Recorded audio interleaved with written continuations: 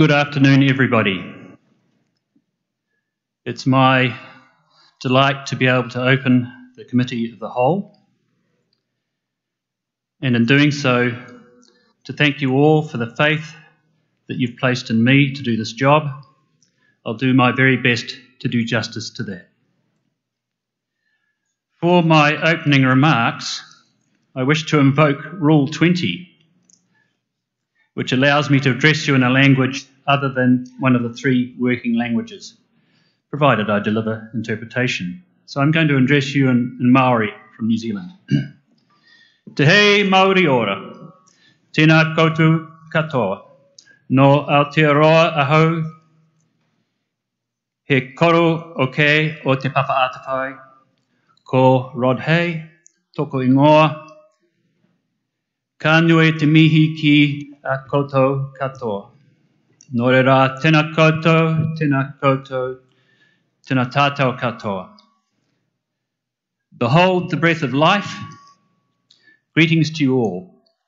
I am from Aotearoa, New Zealand, the land of the long white cloud.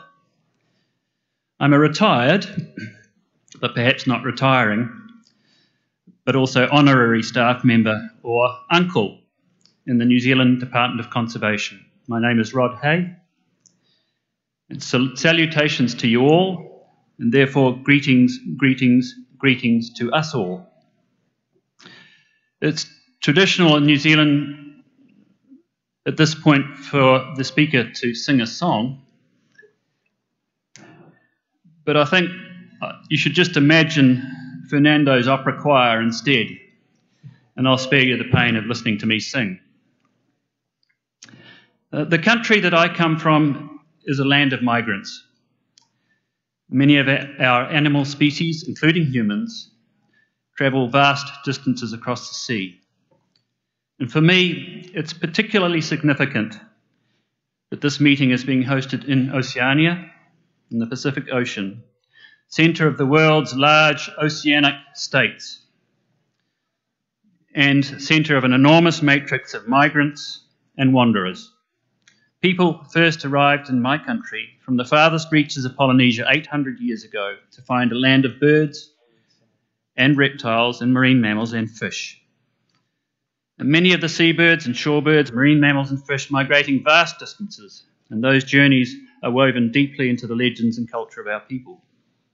For example, the northern tip of New Zealand, Cape Reinga, where the kuaka, or the godwit, takes its annual flight across the equator to the faraway northern lands, is also the place where, when their earthly time is done, our Maori souls lose their last grip of the earthly world and enter the ocean door of Po and return to Hawaii, their ancestral home.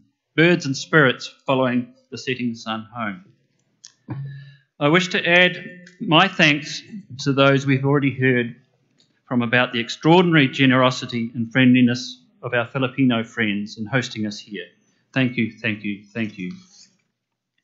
Thank you also to the Secretariat for facilitating and encouraging me to come and for organising my travel. They were able, thankfully, to secure me a ticket on the East Asia Australasian Flyway, which meant that I was able to fatten up in Singapore on the way here and restore my flight muscles. And I'm sure we will have plenty of opportunity to fatten up and restore our flight muscles in Manila before we continue our migrations after the meeting. A little bit more background about me. This tie is the Hay tartan. It's my colour band combination, and wearing it symbolises the migration of my grandparents from small islands in the North Sea, the Shetlands, to islands in the South Pacific.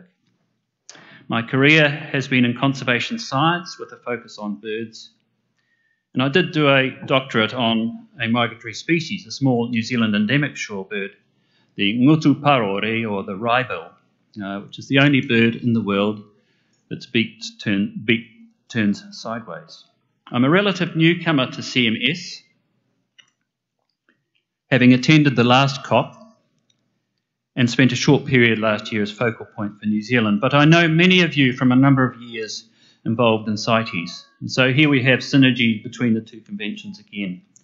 And to be sitting here surrounded by such huge expertise and wisdom is a great honour to me.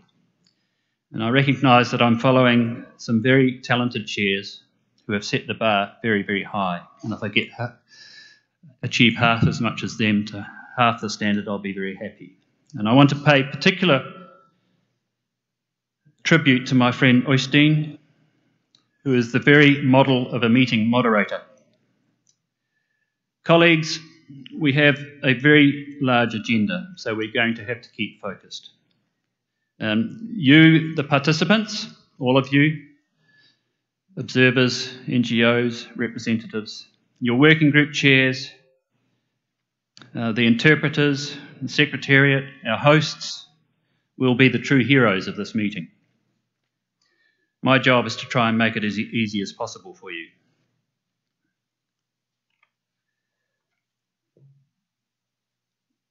We have a number of one or two agenda items that are being held over from the plenary meeting this morning. But before that, we heard this morning that the Minister from Ecuador is ready to sign the Chartes MOU. So I would like to invite the Executive Secretary to call upon the Minister from Ecuador.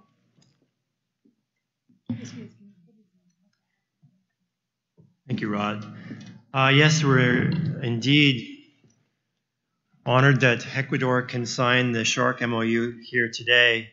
And in fact, over the course of the coming days, we're going to have another 3 signatories by other countries. Right now, we have 42 signatories to the MOU, and I think by the end of the COP, we should have 46. Our Shark MOU is the first global instrument for the conservation of sharks and rays for the CMS, and I think it's rightly so, given that the species sort of wanders the oceans as if it's their backyard. But it really requires, for the management of these species, a strong collaborative action by the range states, and we really need to work very closely with the relevant organizations to conserve these species, which are so important for marine ecosystems and the economic well-being of coastal communities. So we're very pleased to have Minister Tarcisio Granizo here to sign the MOU. Of course, coming from Ecuador, the host of our last COP, it's very appropriate that Ecuador signs. It has tremendous ocean ecosystems, and of course everybody knows about the famous Galapagos Islands, and they're rich in terms of their endemic species there, and it's also a hot spot, as many of us enjoyed after the COP11 in terms of shark diving. Many different species of sharks and rays there. So we're really pleased that you could sign the MOU today, Minister. Please, if you'd like to sign. Great. Would you like to take the word? Well, thank you, Mr. Chair, Mr. Executive Secretary. It's an honor for Ecuador to be part of this important initiative. We would like to assure you that the Ecuador will continue working in the conservation of several species, particularly sharks, since you can go to Galapagos and dive with sharks without any cage. So thank you very much, and I appreciate that.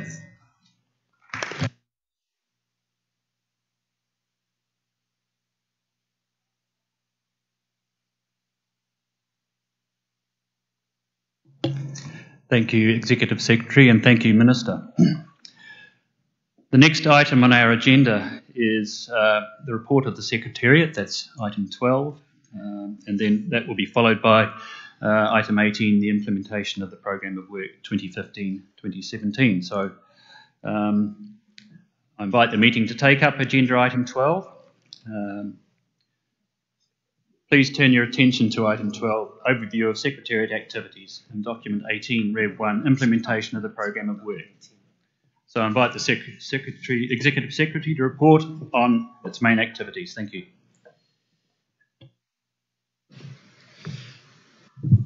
Thank you, Chair. I'd like to report on the work that we've been doing over the course of the last 3 years. This is contained in document 18. And I'd like to start by saying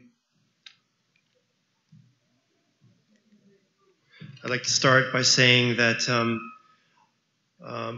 basically all of the activity money that is raised, the activities that we have under the CMS requires that we raise the money through voluntary channels.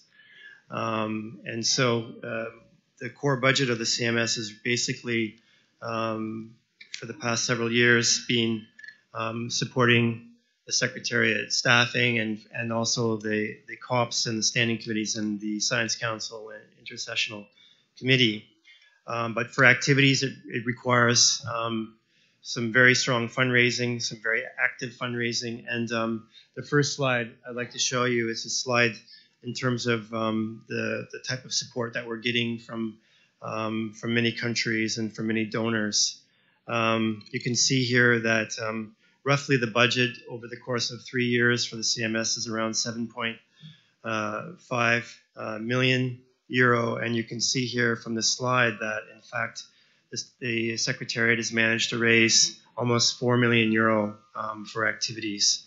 And this is spread across the different parts of the Secretariat, whether it be from implementation support for aquatic species, for avian species, and scientific advisory services, terrestrial species, and so on. I do want to thank the donors that have contributed to these activities, and this slide just shows you the diversity of the countries that have been contributing to this work. I'd also like to thank many of the donors that have supported the participation of developing countries here at the COP. We've managed to raise 270,000 euro for the participation of these countries, and it shows in terms of all of them that have showed up here, with over 100 countries in total being here, and then 24 observer states. So we're very grateful for the donors supporting the participation of these countries here.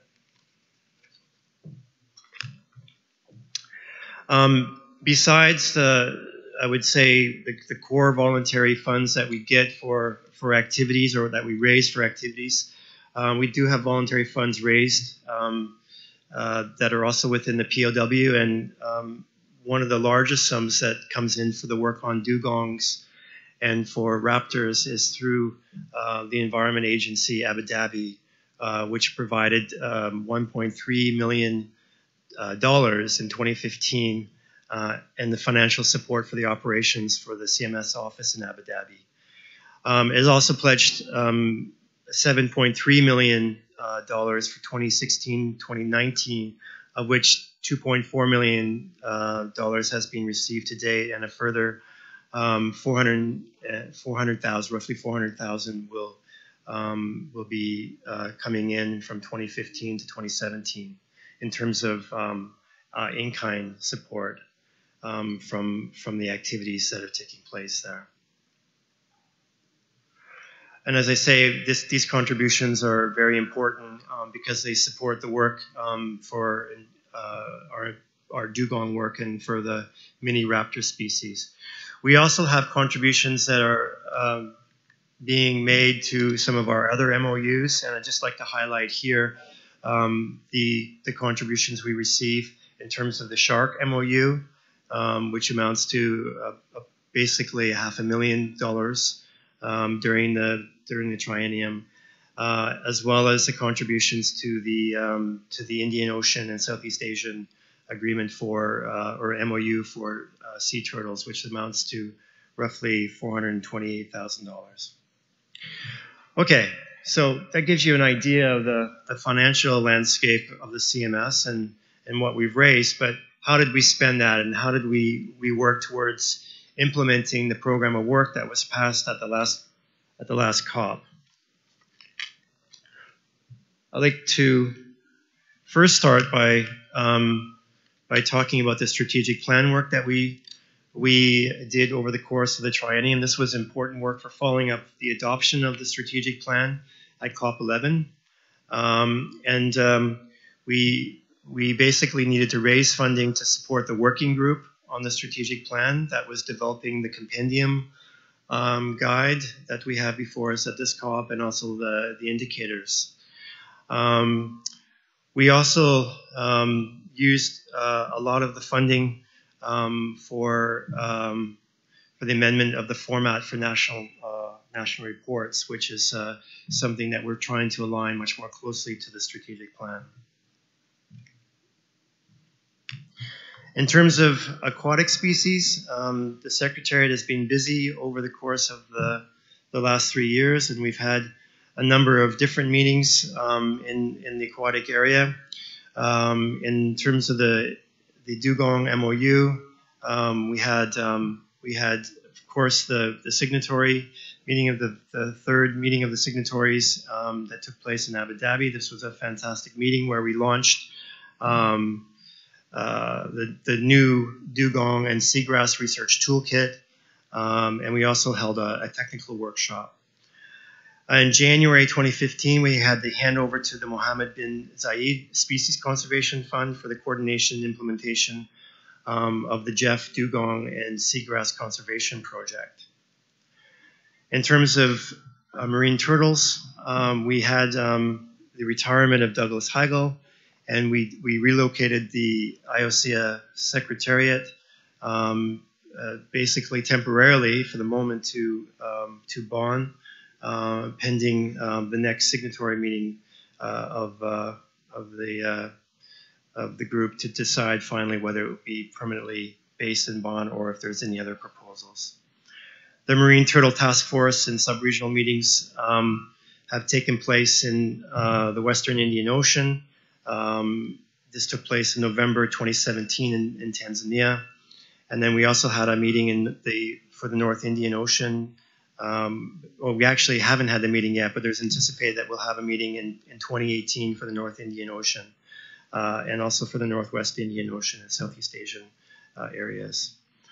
In terms of European eels, we had a follow-up from the listing of the European eel at COP11. This meeting took place in November 2016 in Ireland, where we convened a workshop that was focused on both the scientific and the management aspects of how we can support the listing that was made at COP11.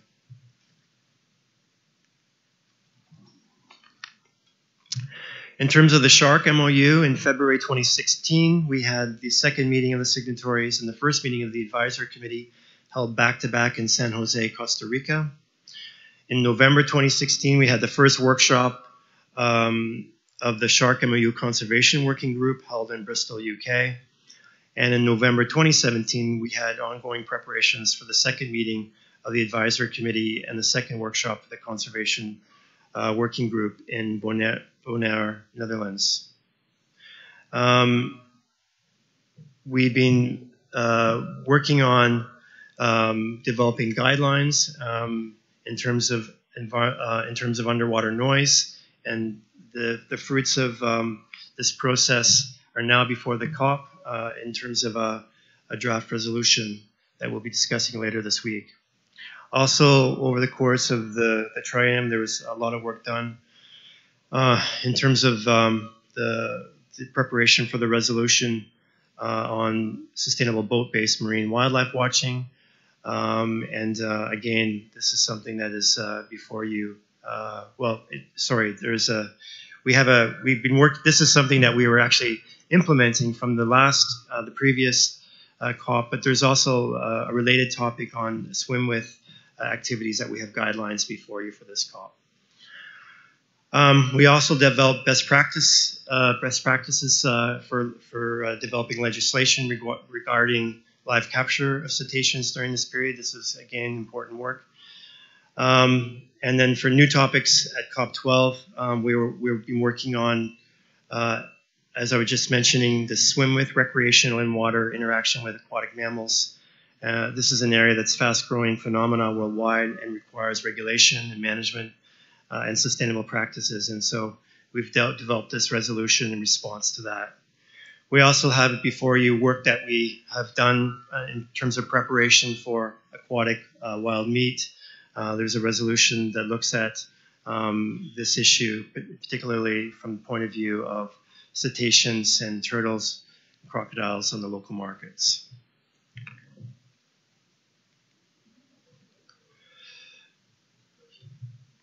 Moving on to avian.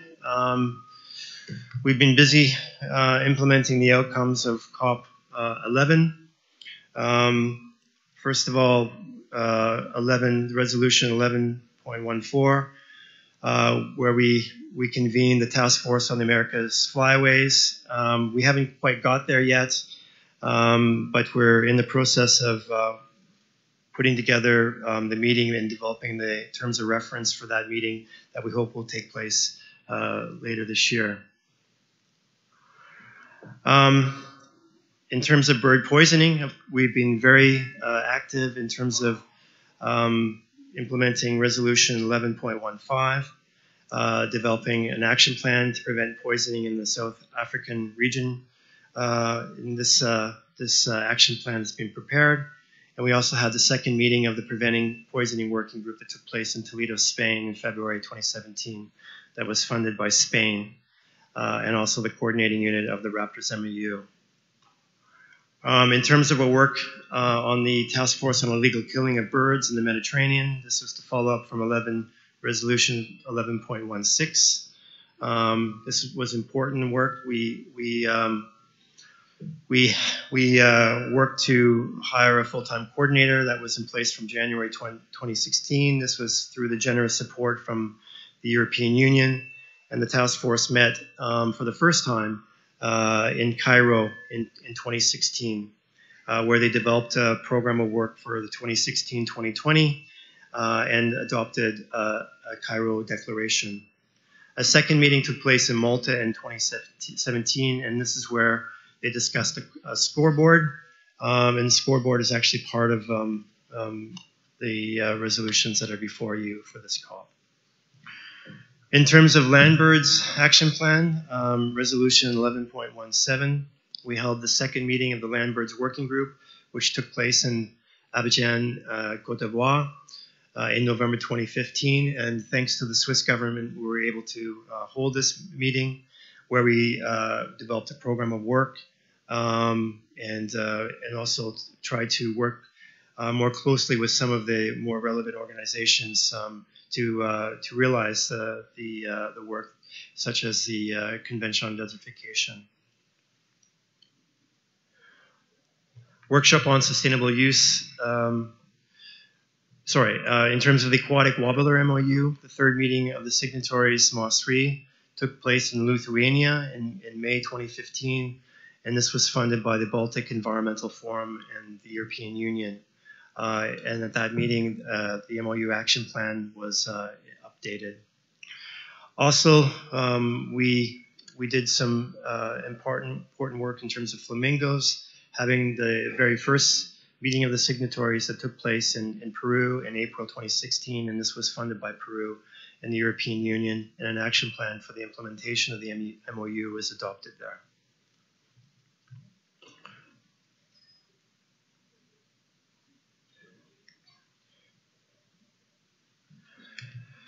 In terms of the Raptors MOU, we've been very busy trying to address this, what we're seeing as perhaps even a collapse in the vulture populations in Africa. We've been working to develop a multi-species action plan that's before you. And we had a number of different meetings in that regard. The first one, of course, was the second meeting of the signatories, which was also not just dealing with this issue, but following up from the first meeting. And from the first meeting of the signatories, The second meeting took place in Trondheim, Norway in October. We thank the Norwegian government for their great support for that meeting. At the MOS 2, important outcomes that took place there was the establishment of a technical advisory group. We added 18 new species to the MOU and accepted and established a scale of assessment for voluntary contributions for the signatories. It was also a good opportunity to discuss the work that we'd be doing on the multi-species action plan. This work has been laid out in a number of different workshops that have taken place in 4 countries on 3 continents from October 2016 to February 2017. The first draft was published in January 2017, and then there was a month-long public consultation exercise that took place to get comments on the plan. And then the first draft was submitted in May 2017 and then endorsed by the CMS Scientific Council at its session in July 2017. The Sacred Falcon Task Force follow-up, Resolution 1118 took place. We had the first flagship implementation project of the Sacred Falcon Global Action Plan. This is the so-called Sacred Gap, and this was delivered an online Sacred Falcon network, www.sacrednet.org. The Sacred Gap coordinator recruitment also took place in September 2017.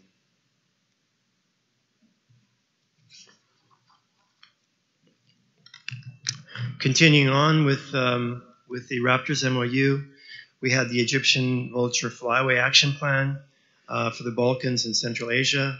This was a review of existing EU action plan in 2015. It was co-hosted by the International Action Planning Workshop in July 2015 in Sofia.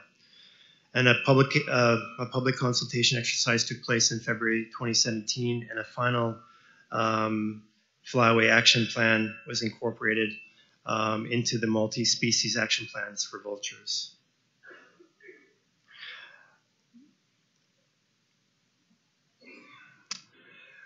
We also had the International Single Species Action Plan, the IISAP, for the sooty falcon. The first draft of this was in April 2015. The next draft will be elaborated for an action planning workshop that we're now trying to find final dates for. There was 11 new signatories, states, and one new cooperating partner for the Raptors MOU, and the countries that have now signed it appear before you. But we had the Comoros, Croatia, Czech Republic, India, Iran, Israel, Lebanon, Saudi Arabia, Spain, Switzerland, Syria, and the IUCN Species Survival Commission Ultra Specialist Group.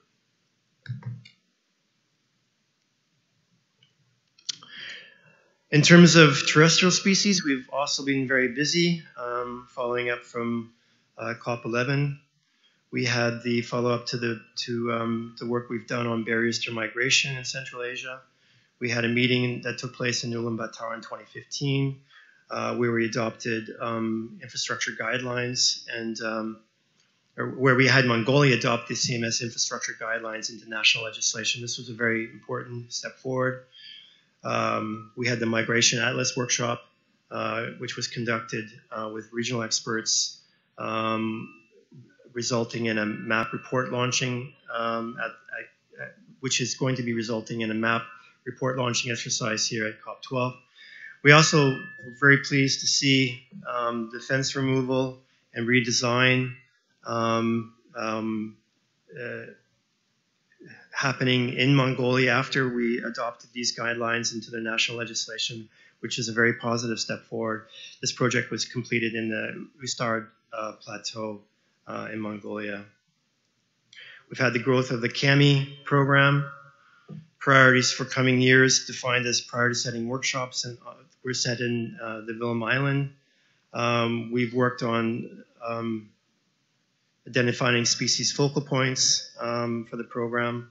We've been working on anti-poaching in terms of the program, and we've also developed a CAMI website that's been translated into Russian. In terms of the African wild donkey, we've had a successful range state meeting that took place in March 2017. We created and published a range-wide status report and conservation roadmap, and the species now from that work has been submitted for consideration here at COP12. In terms of the SAIGA MOU, the third meeting of the signatories took place in Tashkent in October 2015.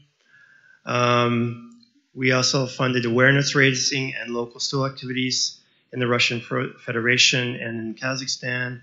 We're busy raising funds for the creation of a sampling protocol for the MOU.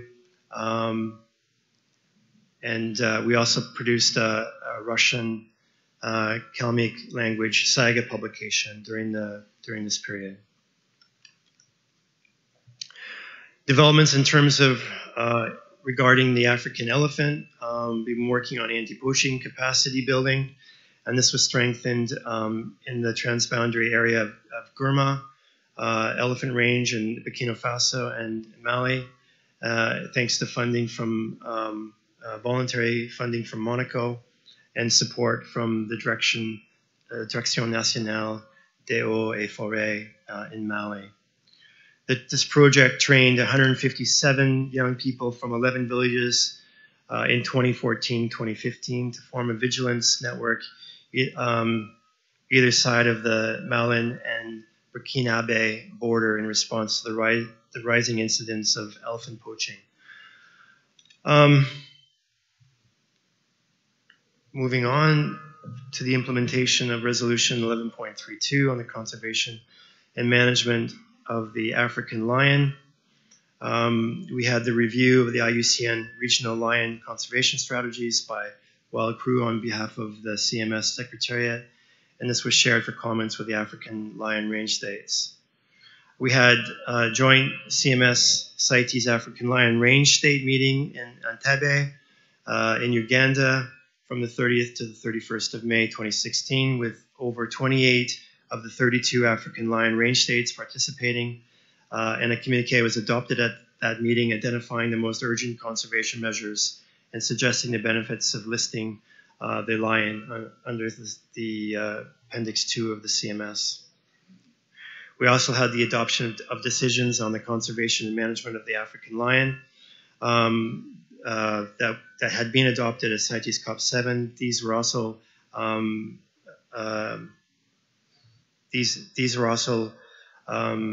identified to carry over into to the CMS Standing Committee, being recognized within the CMS context, and to further the joint work that we've been doing in terms of the African lion between CITES and CMS.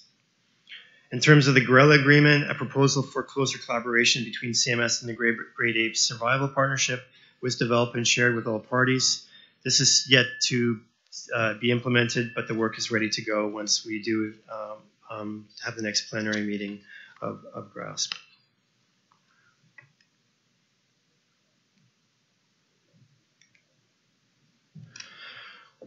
In terms of scientific advisory services, we've facilitated the work of the Scientific Council. And this includes the development of terms of reference for the Scientific Council, document 16.2, the establishment and operationalization of the Sessional Committee for the Science Council, and this included the organization for appointing the Sessional Committee intersessionally, also to define the process for the appointment of the Sessional Committee of the COP. And we've organized 2 Sessional Committee meetings that took place in Bonn in 2016 and 2017. We also were following up the implementation of Resolution 11.27 on the renewable energy and migratory species, convening of the Energy Task Force. The work we done here was the identification of new members, which took a little bit of time. Nevertheless, we got there. It was also the management of the ETF coordinator position, organization of 2 renewable energy task force meetings took place. One took place in Cape Town from the 1st of December to the 2nd of December 2016, and then we just recently had a follow-up meeting, a very good follow-up meeting that took place in Bonn in September. In terms of climate change, the follow-up to resolution 11.26, we had a meeting that took place in Bonn from the 20th to the 21st of February, where we looked at the existing POW that was adopted at COP11 and looked at how we might be able to prioritize certain areas of the work. Those discussions will now be placed before the COP, and we'll be looking at them later in the week here.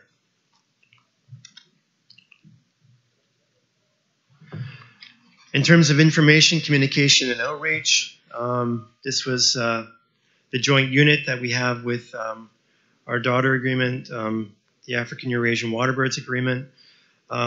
This joint unit was established in 2014. It serves both secretariats. It's jointly managed by the 2 secretariats, and it serves a wide range of communication, information management, and outreach needs between the 2 secretariats. Over the past years, they've been developing a lot of different tools that are being very important for the work on communications, developing a communications pipeline. They've set up regular editorial meetings. They've also set up tools for time and task monitoring within the team. The team successfully organized the annual World Migratory Bird Day in 2015, 2016, and 2017. It also contributed to events such as and meetings such as the Shark MOU, the AWA MOP, and many others, including at this COP. Since 2015, the CMS family website has served more than 500,000 visitors and recorded over 1.5 million page views. The team manages a total of 15 social media platforms, and these are being updated regularly. And the team has been busy with producing other types of products such as op-eds, producing mini web stories, and I would say has been doing a terrific job in raising the profile of CMS and of AWA.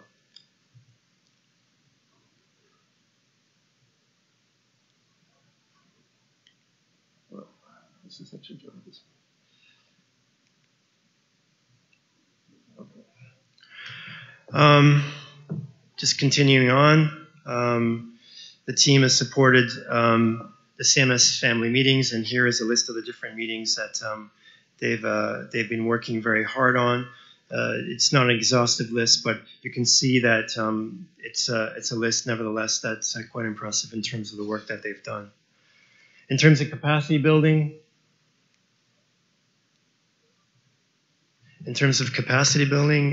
we've been busy with a number of different activities. One of the most important activities was our work to promote the accession of new parties, and we can see the fruits of that already starting to be realized at this COP. We have 2 new parties, but over the course of the last few years, we've had a number of parties joining us, and we anticipate, as I mentioned in my opening statement, even more parties that will be joining us in the very near future. We've also been trying to recruit large countries like China. We had a mission there in October 2016 where we made good progress in trying to develop the understanding of how important the CMS was to China, and I'm proud and happy to announce that China has moved forward, and it's actually the Senate has looked at the accession of CMS and has passed that, and so now we go on to the next step to see if it can be adopted maybe in the coming years within China. We had promotion workshops for new members in SPREP's annual meeting, in 2017, and other meetings that took place during the triennium. We also had the pre-COPs that took place, very important work in all regions around the world.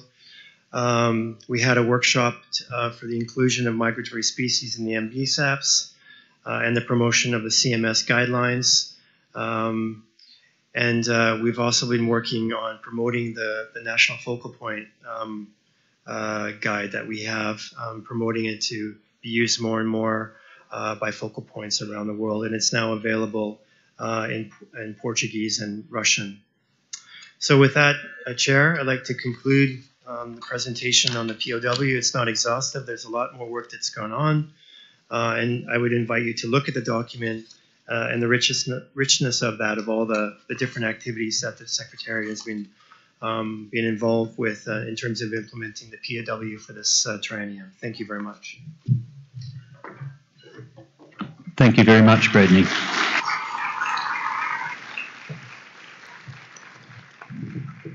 Well, I can see from the applause that you've had, it reinforces the reason that you had a standing ovation earlier.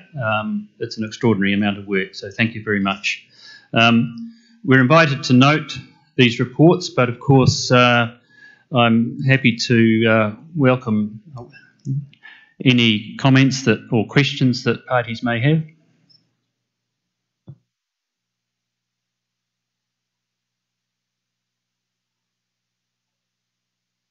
I see nobody asking for the... Yes, I see Switzerland. Switzerland, thank you.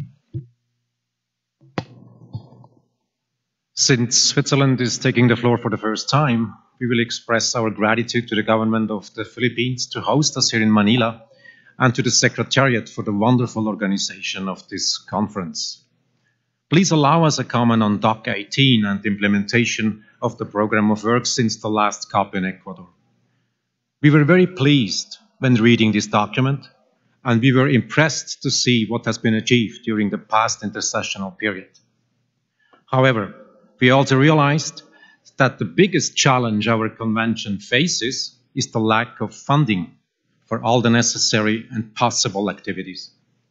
We therefore believe that it is crucial for this COP to take decisions in accordance with the priorities of our strategy and the urgent needs of the most endangered migratory species and their habitats. And we all have to keep in mind that we need to even more concert instruments and actions in the sense of the decisions taken within the future shape process. Switzerland would like to call on all the parties at this COP to help the Secretariat with focusing and funding when and wherever possible. Thanks, Chair. Thank you, Switzerland, and appreciate the concise nature of your comments. Do I have any other requests for the floor? Yes, we have Mongolia. Thank you. Go ahead, Mongolia. So thank you very much, Chair. I just would like to, to acknowledge the efforts made by or making by the CMS Secretariat in particular, and of course other donor countries like Germany, Switzerland, and others, to combat and resolve the barriers to migration issues in Mongolia particularly.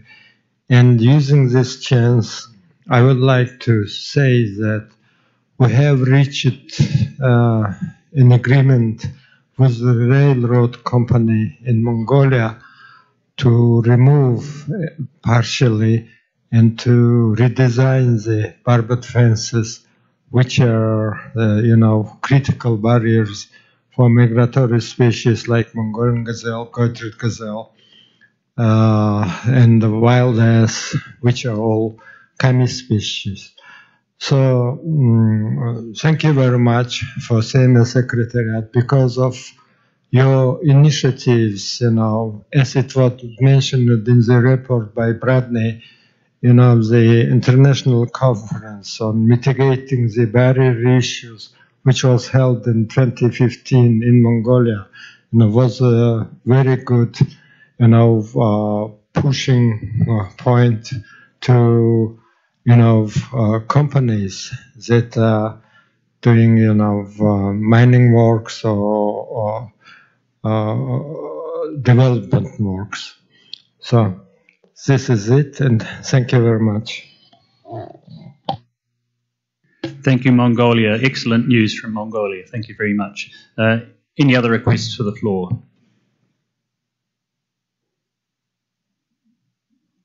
I see none. And I'll just point out here that the sides of the room require a lot of scanning from the front bench here.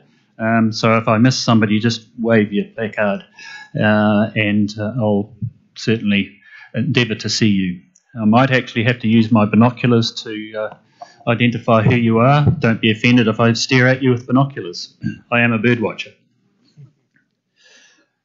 Okay, well, I'll add my thanks to those that we've heard, to the Secretariat for the report on the programme of work. And I think we deserve another applause for the Secretariat.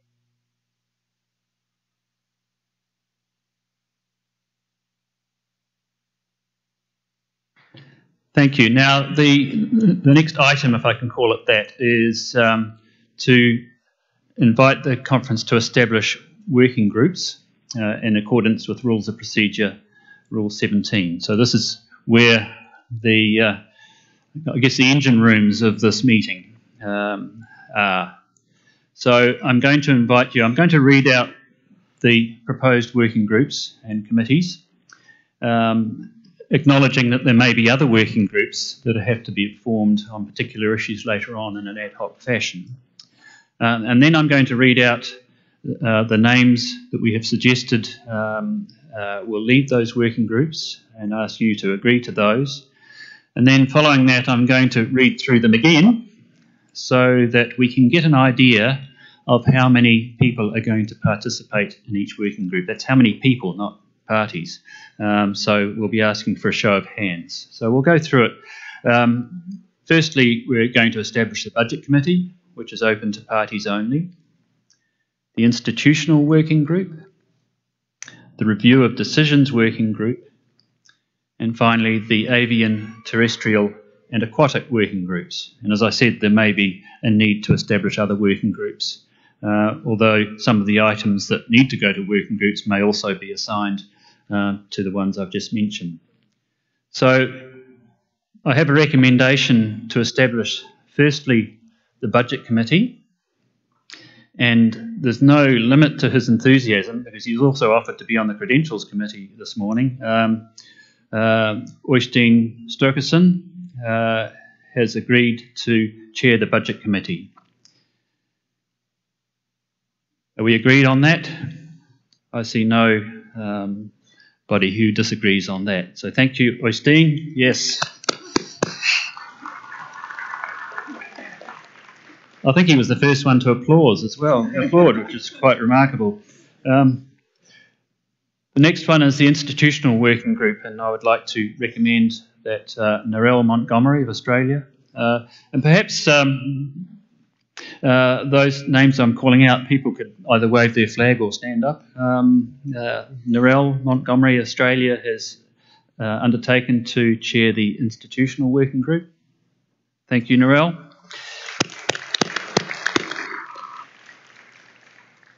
Next one is the Review of Decisions Working Group, and that's James Njogu from Kenya. James, are you here?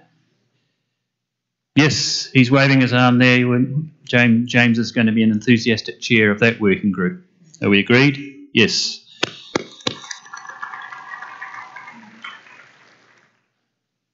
The ABN Working Group, it's the only working group chair proposed whose name rhymes with mine. That's Rob Clay. We couldn't find a Ron May. So Rob Clay, the COP-appointed Councillor for Birds. Rob, are you here? Yes, So we're agreed that Rob will chair the terrestrial, the avian working group And then terrestrial working group, Alfred probably doesn't have to stand up. Alfred Oteng Yeboah, the appointed councillor for African fauna, to chair the terrestrial working group. Alfred's here. And finally, if his throat's holding out on him, I think he's doing all right. The aquatic working group, Barry Baker, the appointed councillor for Bycatch, has agreed to chair that group, and Barry's over in the corner here. Okay, so we've established those working groups. Thank you very much. I'd like to make a quick comment. The next thing I have to do is read out the working groups again and just ask for a general show of hands. And this is no commitment, because I understand that people will want to work between working groups for particular issues. But the Secretariat would like an idea of what sort of venues are required for each of the working groups. So there's no commitment, but if you could give us an idea. So firstly, well, the Budget Committee is limited to parties only, so I think we don't need to go into detail on how many people are going there. Firstly, the institutional working group. Can I have a show of hands, people who will be attending the institutional working group?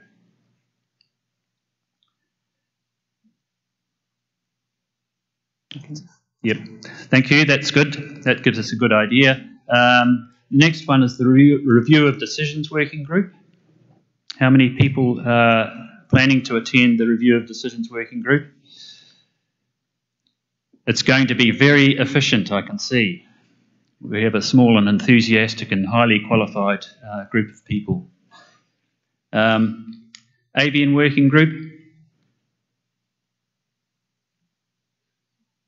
There's quite a few birdos in the room, but you've got a lot of work to get through as well.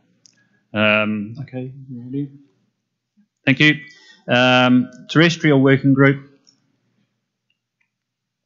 Again, similarly large group. And then finally, the Aquatic Working Group. Possibly the largest one. So is that okay, Secretary? You get an idea there? Good. I don't think we need to invite comments unless any of the working group chairs want to say anything at this point, but I would like to just make a couple of general comments. Firstly, I'm hopeful that a lot of the items may be able to be resolved, that might go to working groups, may be able to be resolved here directly in the COW, either because there's broad consensus or where maybe there's only minor amendments required that we can deal with here. But where more deliberation is required, we will, of course, refer the items to the relevant working groups. I'm aware of a very helpful observation made in the Standing Committee meeting that some items which are late in our agenda may not get the chance to be assigned to working groups. So that's really one of the reasons the Secretariat has put the formation of these working groups early in the agenda. And it's why we've identified the chairs early in the agenda. And those chairs have quite a broad mandate, and they may wish, for example, to proactively consider some of the items relevant to them which haven't yet come up in the agenda, which might require some discussion and negotiation. Having said that, I'd caution the chairs against going too broad. You have a lot on your plate. However, how you organise your business is up to you, but you might want to consider how to optimise your time on items such as, for example, the listing proposals that are to be dealt with in the COW. And there may be situations where it's more efficient to resolve issues bilaterally, for example, where possible. The working groups have their first meetings, and we'll hear an announcement about this at the end of the session where the working groups are to meet tonight after this close of this session. And I'd encourage chairs to really set their agenda and their work program at that first meeting, which is, I think, only 45 minutes. However, if you want to get into the substance and you can resolve some of the issues straight off, jolly good. I'd also, even though it's not on the agenda, we'll be inviting chairs of working groups to report to me, or to the meeting at least, first thing each morning when the Credentials Committee also reports, just so we can get an idea of how things are going, but also to ensure that participants in working groups know when items are going to come up, because as I said earlier, and I'm sure a lot of you might be wanting to work across more than one group. So I think that's it for working groups, unless any of the chairs wish to make any comment at this point.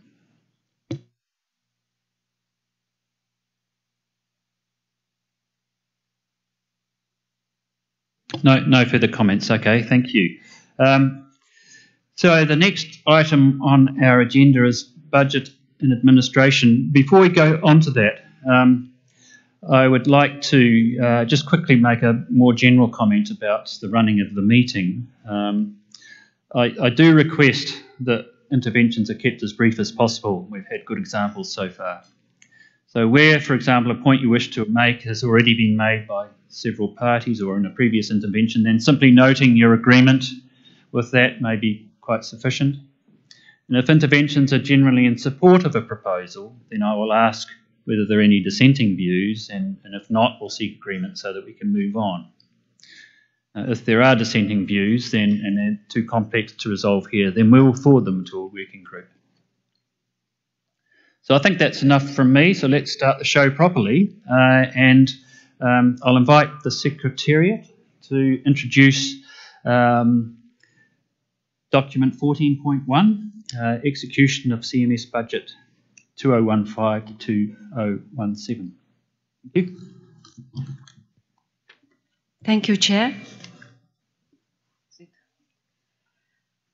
I would like to present the execution of the budget for the triennium 2015 and 2017 of the CMS Trust Fund. It is agenda item 14.1 and refer to the document UNEP/CMS/COP12/document 14.1, which is prepared by the Secretariat. In order to start my presentation, I will talk about first the income.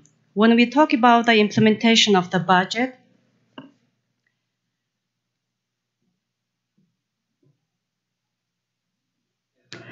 we need to see first how much income we have generated, meaning how much contributions have been paid by our parties contributing to the budget of the triennium.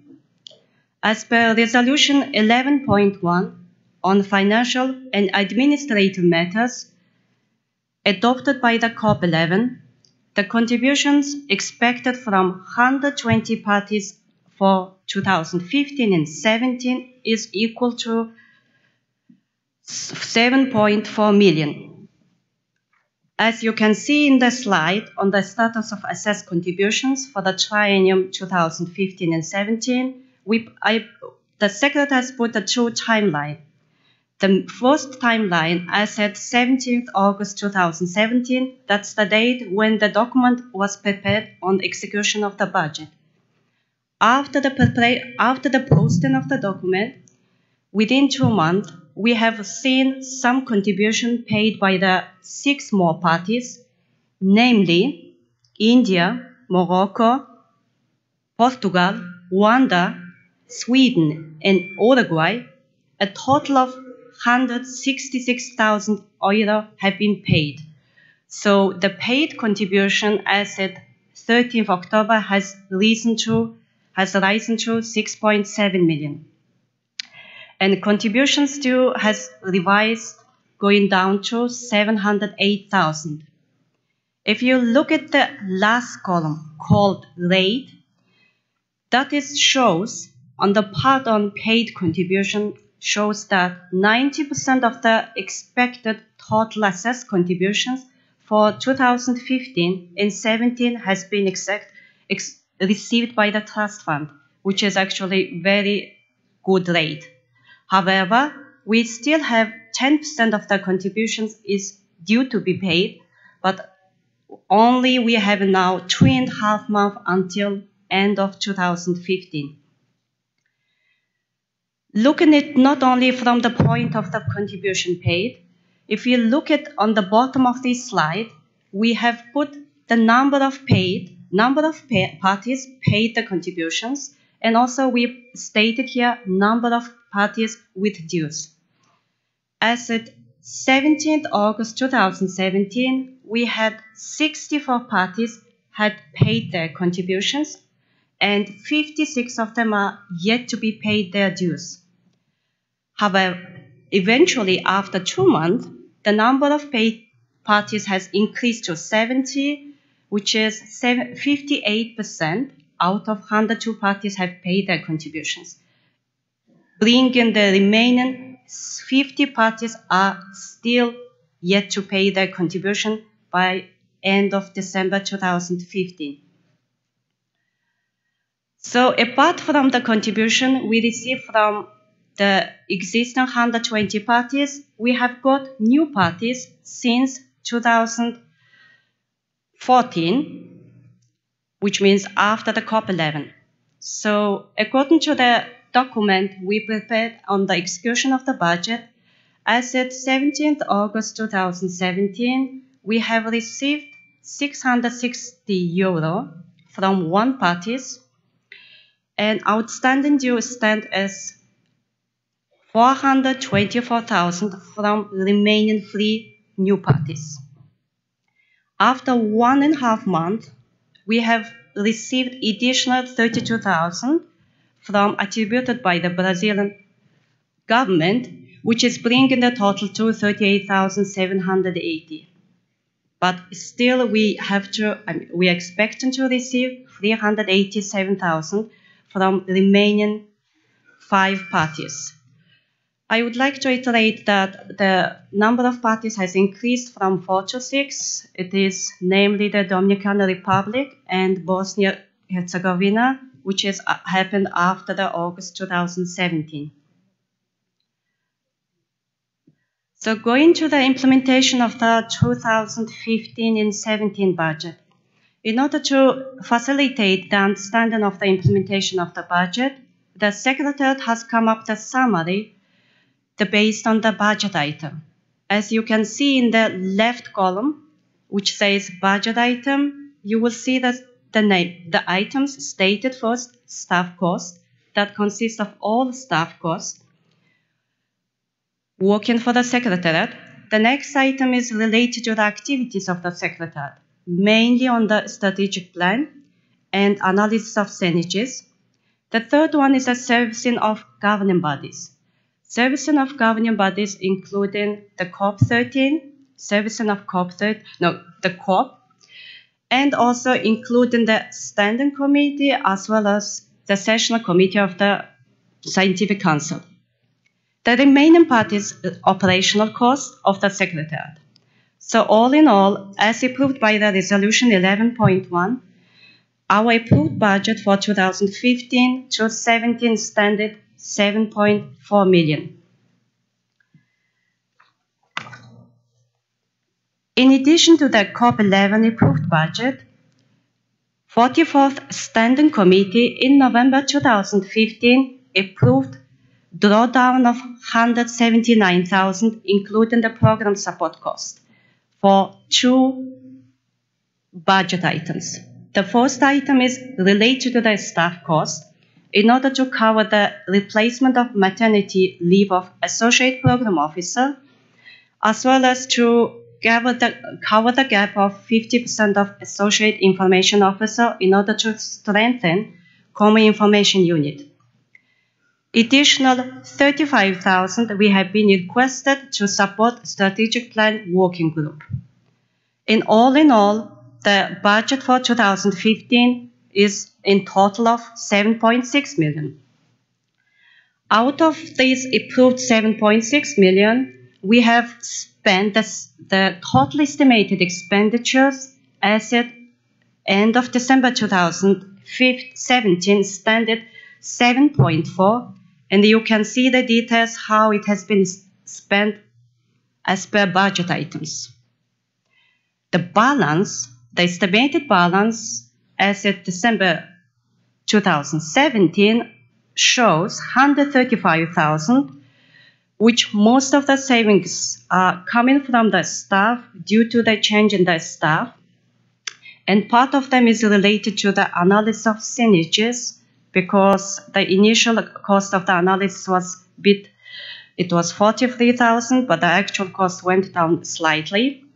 And under servicing of governing bodies, we have some under expenditure, which is 36,000, due to mainly the generous contribution provided by the government of Philippines to cover the cost of staff travel for the COP. Unfortunately, the last item, which is called operating cost, we have an over expenditure of 96,000. That over expenditure, which is attributed by many different reasons. The main one is first increased user fee or help desk fee, which is fee of the information technology provided by the United Nations volunteers. Another reason is increased documents for translation. Also, it is related to the new enterprise resource planning system implemented by UN Secretariat, resulting to have the additional cost of staff training. And the last item is related to some travel cost. So for further details of the expenditures, you are kindly requested to refer to the document 14.1.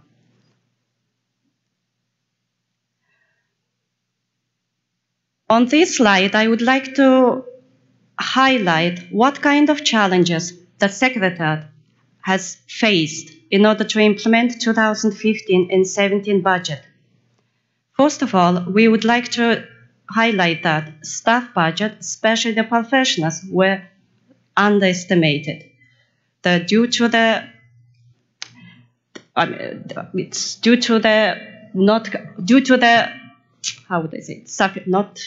staff entitlement. The second part is under information technology services, as also already mentioned.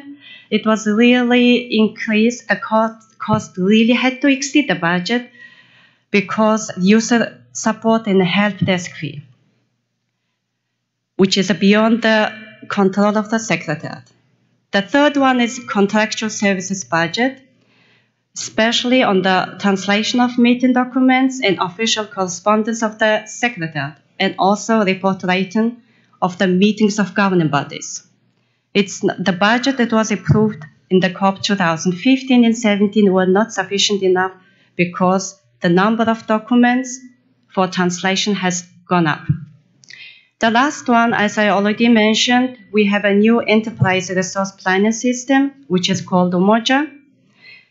Due to this system, we have a very strict cash management requirement, meaning that the funds can only be committed when contributions are paid. The spending is based on the cash, no longer on the budget.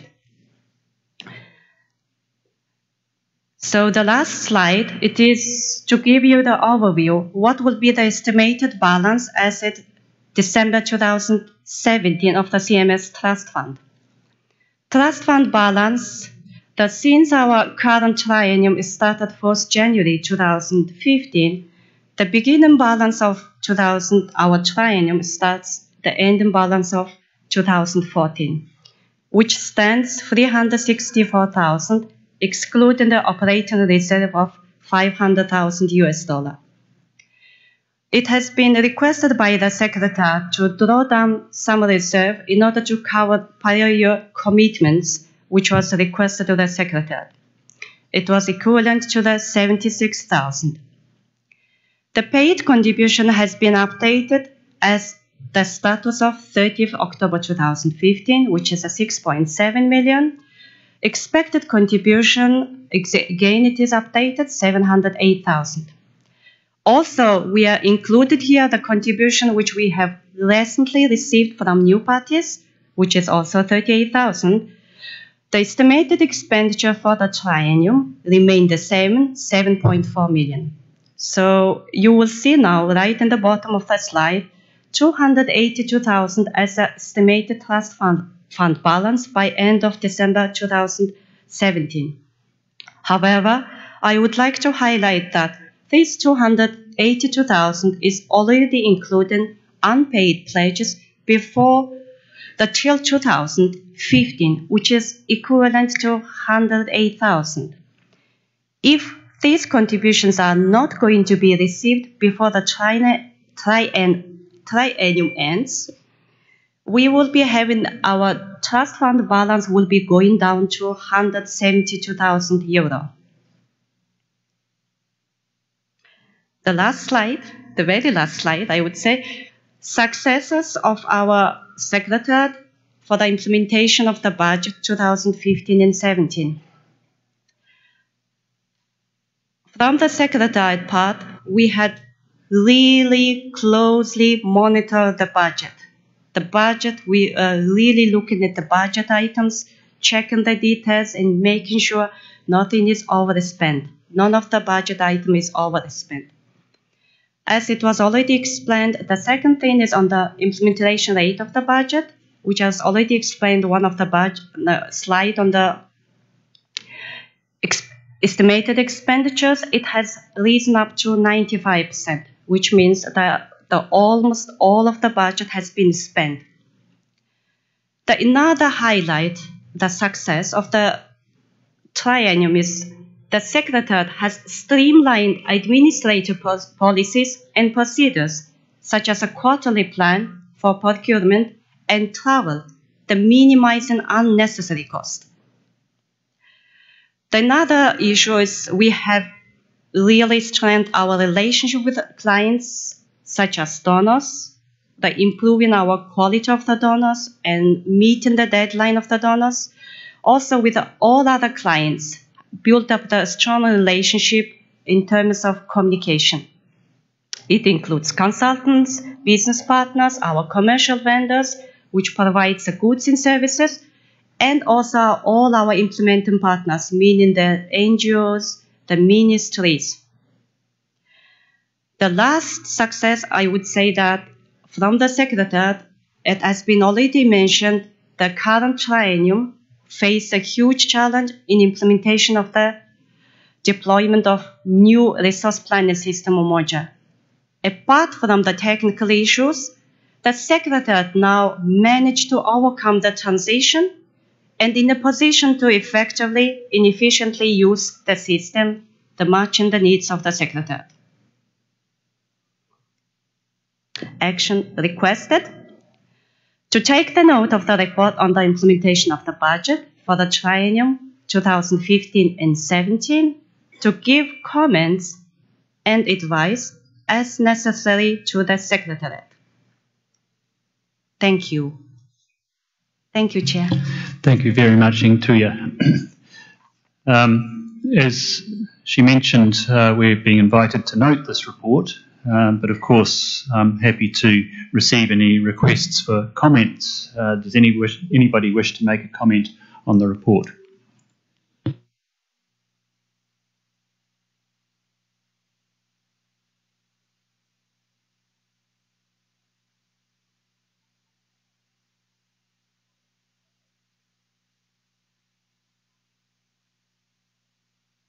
Thank you. I'll first take United Republic of Tanzania and then the United Arab Emirates. Tanzania, thank you.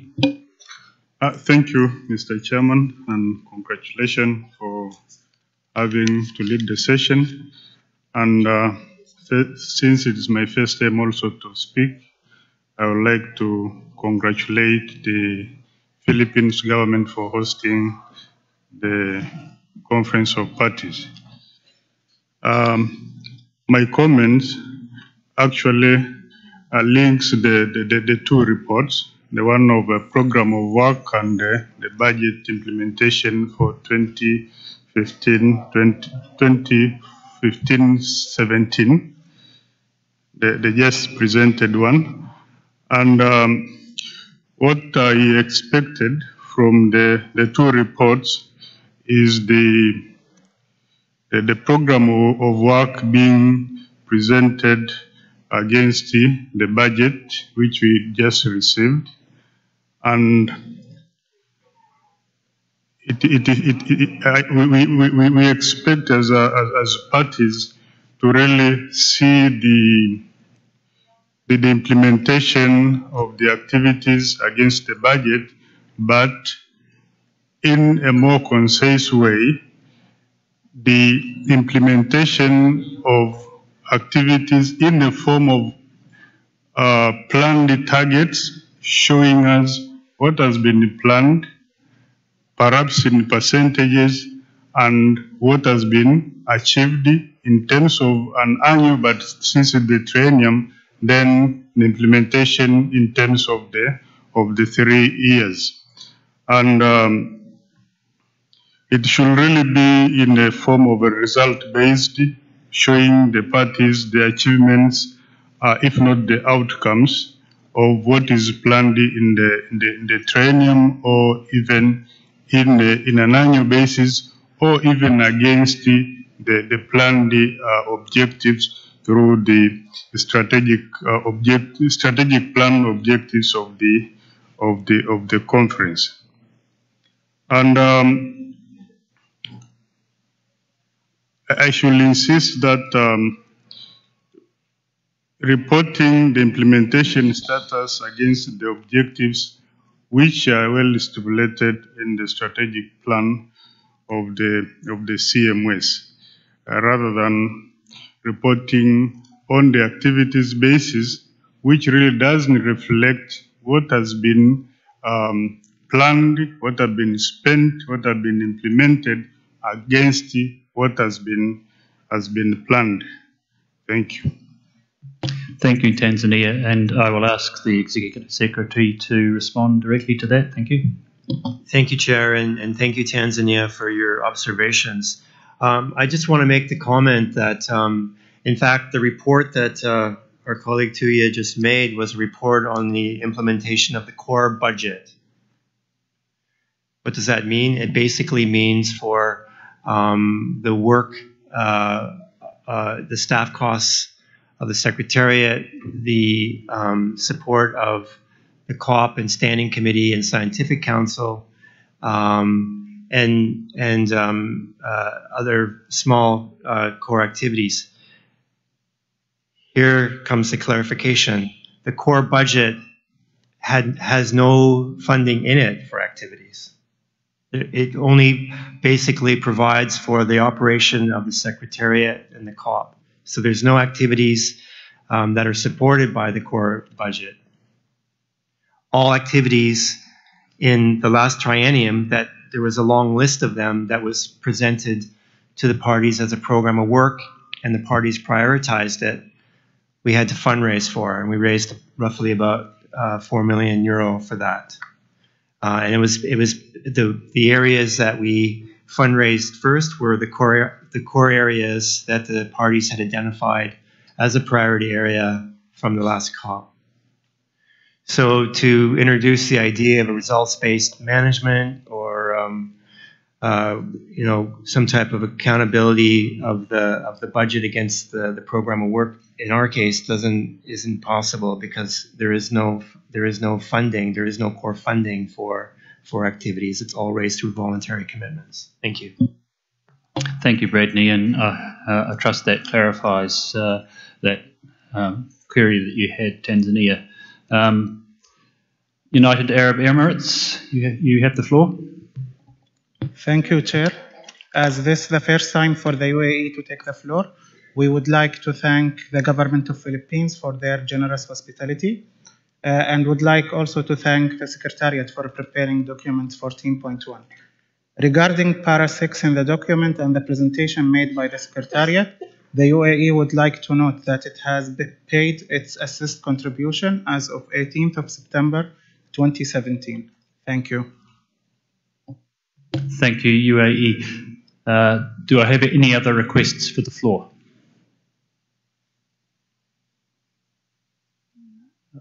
I don't see any, so if there are none, yes, thank you, Norway.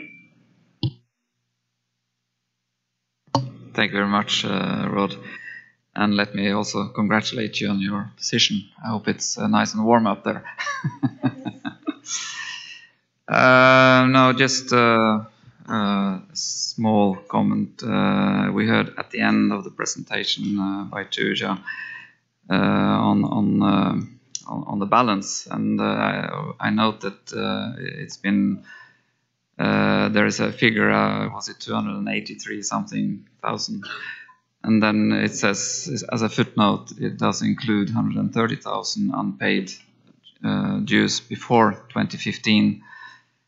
Well, not being an accountant, I would think that maybe better give a figure without that 130, and then maybe also include, because it's not paid, and then also include unpaid dues for the next triennium, which is 15, 16, 17, just to make it clear to the parties that there is a serious lack of payment which is outstanding and which will affect the running of the Secretariat, both has affected and will affect into the next triennium.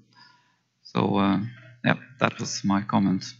And of course, also argument in relation to this is the new accounting system of the Moja. So we're not supposed to sort of calculate with money we do not have, which is again another argument for not doing it in the way as was presented. It's not a criticism, but it's just a tip for future reporting. Thank you. Thank you, Norway. And Oystein, I can see you're just warming up for your next task. Do I have any other requests for the floor on this?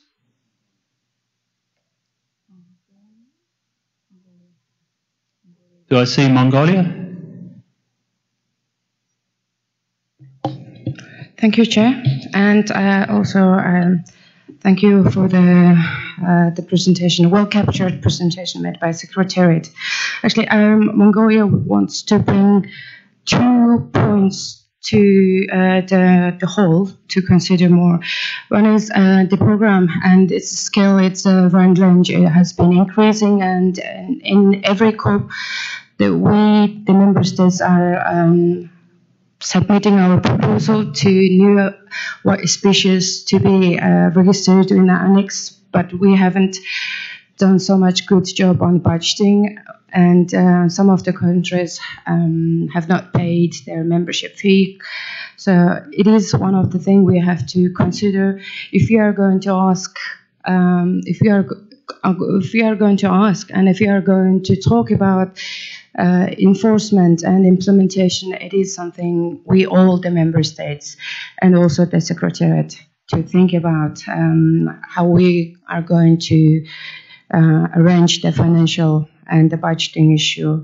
The budgeting is not only about the money, how much we are going to spend on what, but it's also about the sustainable, and it's about the capacity of the convention itself. So, thank you. Thank you very much, Mongolia, and I think those sentiments may well be very important ones to express in the next item. Any other requests for the floor?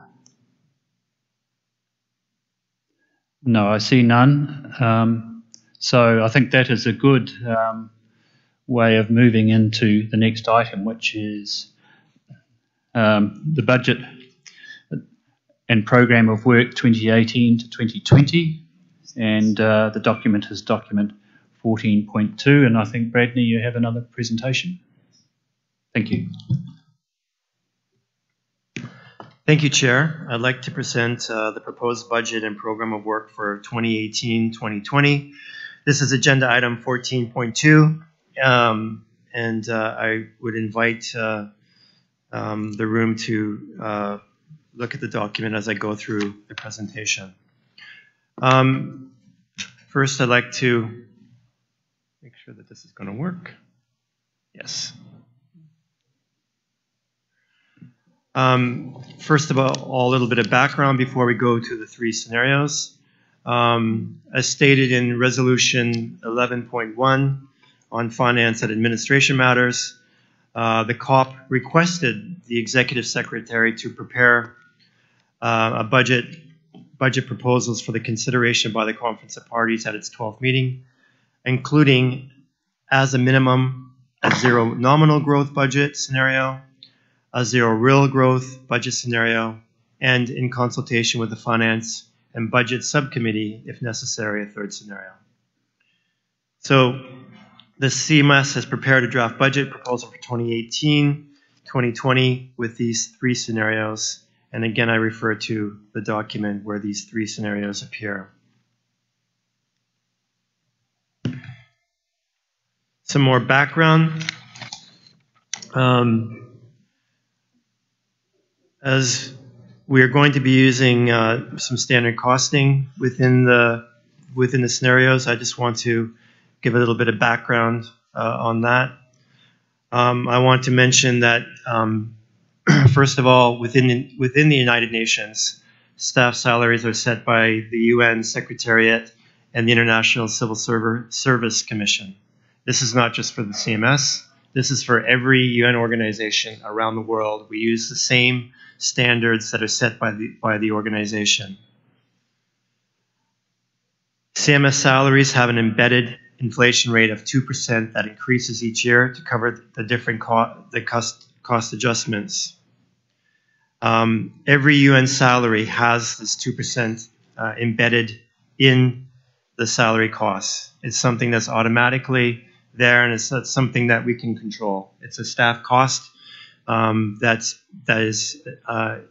imposed for all UN salaries. So as a result of having this 2% embedded inflation rate in the staff salaries, in the last triennium, and actually in the trienniums before that, we've struggled to be able to manage paying for the staff costs, given that we've had a series of nominal growth budgets over the years.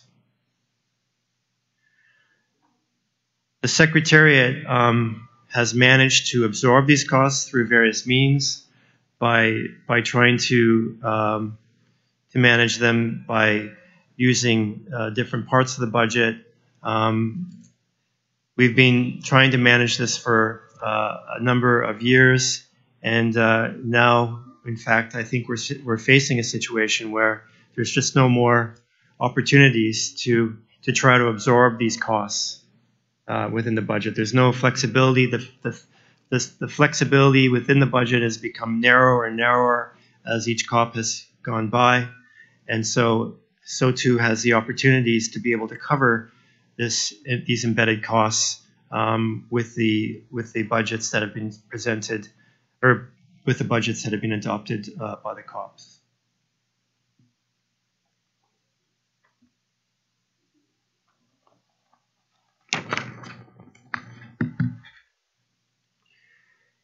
In terms of the three scenarios that I will present, we have introduced a standard salary cost.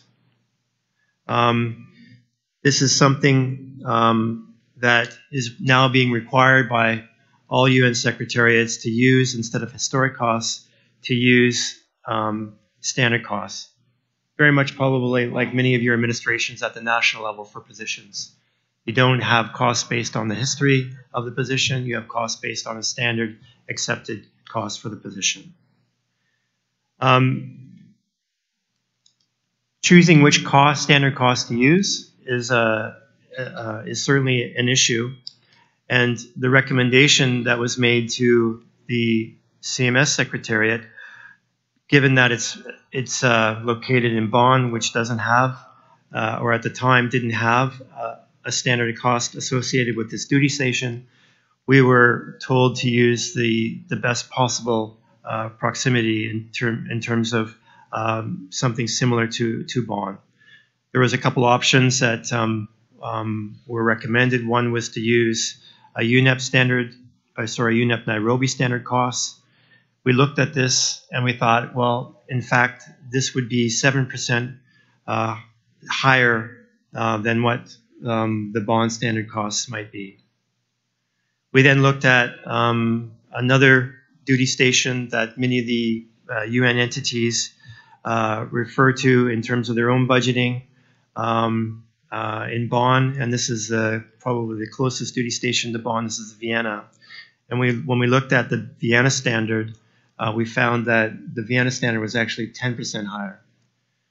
Knowing that parties would not want to see unnecessary higher costs through the standard costation process, we decided to endeavor to come up with a bond standard cost.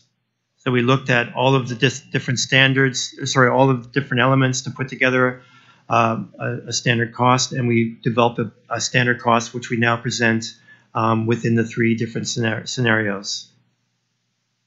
Using a standard costing allows the Secretary to have available full costs of each salary.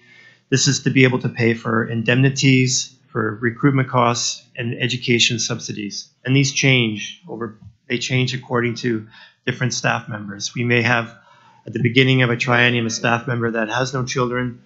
That staff member may maybe over the course of the 3 years may have children. They may get married. They may move on to new jobs, whatever it might be. The standard costing allows us to anticipate and be able to pay for these events if they do occur. And indeed, in the next triennium, the CM expects to incur a number of these costs, and we hope that they'll be able to be covered by a standard costing system that we've now proposed in the 3 scenarios that are before you. Okay, now moving to the 3 scenarios. As I mentioned at the very beginning, there was a need to present at least one scenario that had 0 nominal growth. What we mean by 0 nominal growth is that the total budget from the 2015-2017 triennium has not changed. So it's the same amount that we had during this period of 630 million euro. As I mentioned, this scenario also includes a 2% standard inflation across all items. The implications, I would say that, of course, we had the resolution that requires the Secretariat to present a 0 nominal growth budget, but I can tell you, as your Executive Secretary, that this scenario is not viable. This scenario would mean cutting essential services that are required for the operation of the Secretariat and for the whole operation of the convention. We have increasing mandates, we have more species, we have more parties, as our party from Mongolia has pointed out, and the Secretariat has to cope with this, and if we adopt this budget, it means that we won't be able to keep up with the growing pace of the Secretariat. In terms of the realities of what the budget would need to cut, the growth budget would require us basically to cut essential services such as support of developing countries to the COP, support of developing countries to the Science Council and Intersessional Committee and to the Standing Committee. It'll also require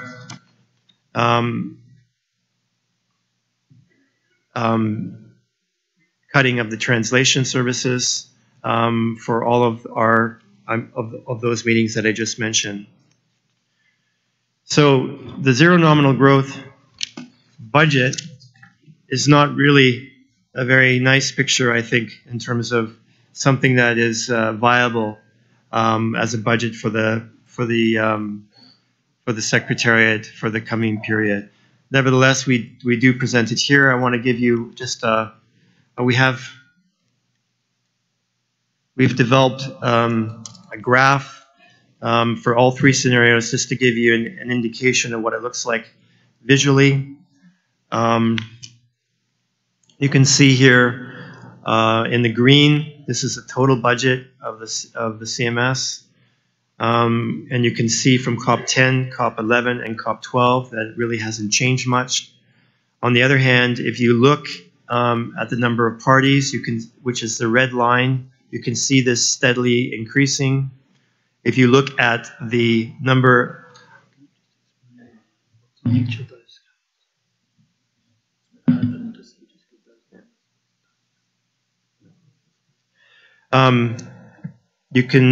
can see in terms of the number of species, the purple line, that these have been growing over the last 3 COPs.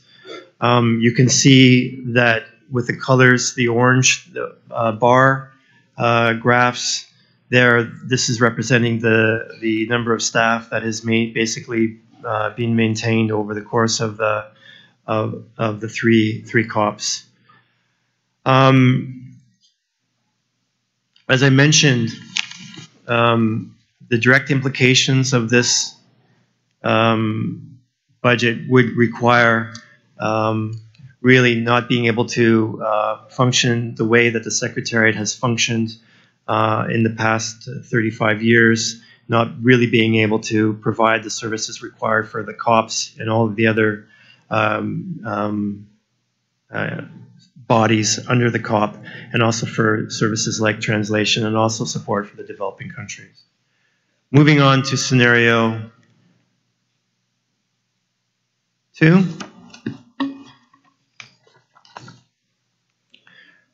Again, scenario 2 is based on the standard salary cost plus a 2% inflation across all items. The total amount of the budget to be shared by the parties is roughly about 7.9 million euro. And the variance from the zero nominal growth budget that I just presented, which was a budget for 2015 and 2017, is approximately 7.1%. The implications of this scenario would mean that we'd have secure funding for servicing COP13, ensuring translation of official documents to Spanish and French. The COP would have official interpretation and would have the means for the production of the proceedings. It would ensure that we had secure funding for organizing the meetings of the Standing Committee and the Scientific Council, and coverage of the participation of the funded delegates from developing countries to these meetings, including having the support for the technical equipment and the running costs to be covered at these meetings. It would, however, mean that we wouldn't have the necessary financial support for the information management and outreach of the convention. This is something that we're asking for in the next scenario that I will explain. But we would have the essential functions that we would require for the convention to move forward. Again, this shows you what the implications of the the implications of the scenario would mean. You would have in the green, you would have a slight increase in the overall budget, and then you can see that compared to the species proposal listings, the staffing, the voluntary contributions, and the number of parties to the CMS.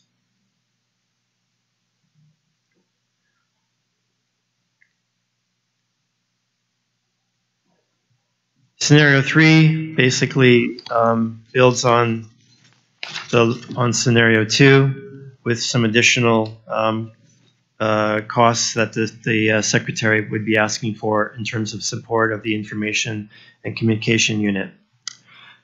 Again, this scenario is based on the standard salary costs plus a 2% inflation across all items. The total amount of the budget to be shared by the parties would be roughly about 8.2 million euro. And the variance from the zero nominal growth budget that I presented in scenario 1 would be roughly 11%. Under this scenario, the CMS family website and the different online platforms would be properly maintained. Basically, what we're asking for in this scenario is the financial support to be able to recruit a full-time IT officer. We asked at the last COP for 50% of a salary for an IT officer, thinking that we could go into the market and recruit such a person. We were very naive, I'm afraid to say and admit.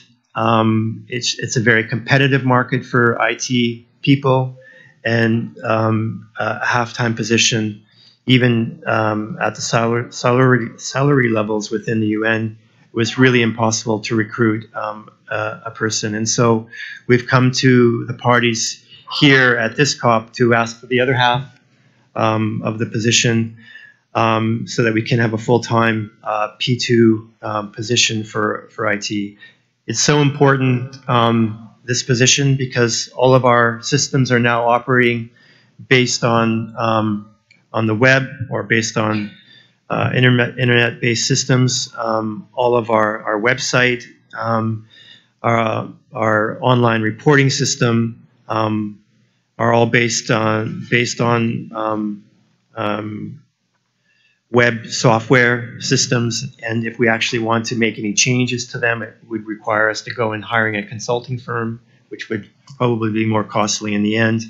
But having a person there that has the ability to be able to make changes to the website, make changes to the online reporting system, knows how the social media systems and the Facebook systems work, is a great asset for the Secretariat. And I think what we've seen from the last triennium is an increase in the visibility of the Secretariat. And a lot of this visibility, either through social media or through the web, has been due to the fact that we've invested a lot more in terms of online information. And to be able to support this really requires a full-time position. We've also asked for the increase between a P2 and P3. You may recall that we had the process of looking at how we can strengthen common services between the CMS and the African Eurasian Waterbird Agreement. We went through a process of looking at how that might take place, and we decided on moving forward with a pilot, which has now become a permanent arrangement for the Common Information Management Unit. We basically took the existing resources that we had in the two different secretariats and we put them together with the idea that we could produce more output in terms of information communication with the same team. And I think that has certainly been the case over the last few years that we're doing that. Something that we didn't anticipate is that when we put the two teams together, we needed someone to be the coordinator for that team. And in terms of the existing positions that we had, we only had a P2. And within the United Nations, in order to be able to manage a team like that, it has to be at a minimum P3. And so therefore we're asking for the support, the financial support, to increase the coordinator position from a P2 to a P3. And then lastly, we're asking for the funding under this scenario to be able to do the analysis of the national reports that we get submitted to each COP. In the last budget discussions that we had, which were very tough budget discussions, it was actually decided to take out the core funding that we did have for the analysis of the national reports. In that regard, in some ways, it might have been a good exercise because it forced us to go and try to re-examine how we might do this analysis. And what we did is we looked at reducing the costs. And I think in the last triennium, these costs were roughly around 65 to 70,000 euro. And we were able to get the analysis this time around for 25,000 euro. And I think it's a very good analysis. So what we've reflected in this scenario is not the old costs, but a €25,000 euro support to be able to do this national reporting analysis, which is so important to being able to just understand where we are in terms of the implementation of the convention. And here we have a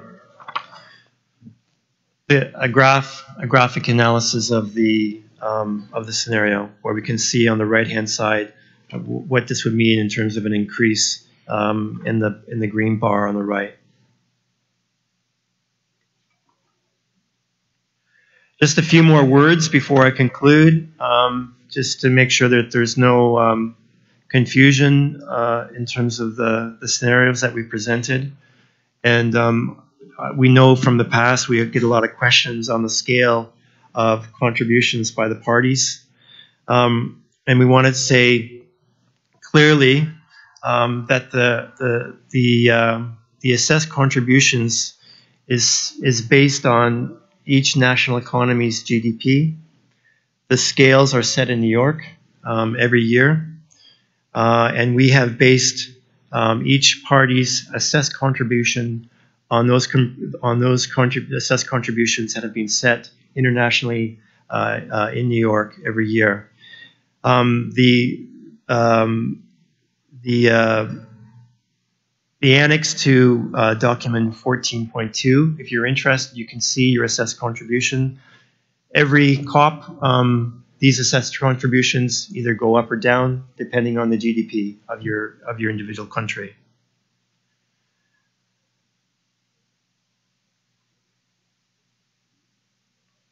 Okay. And then finally, a couple more slides. In terms of the CMS program of work for 2018-2020, this should be considered. We have the document of the program of work. This should be considered in conjunction with the budget scenarios that I just presented. The program of work that we've presented includes all mandates that fall under the Secretariat, and those also falling under the Standing Committee, the Scientific Council, and their working groups,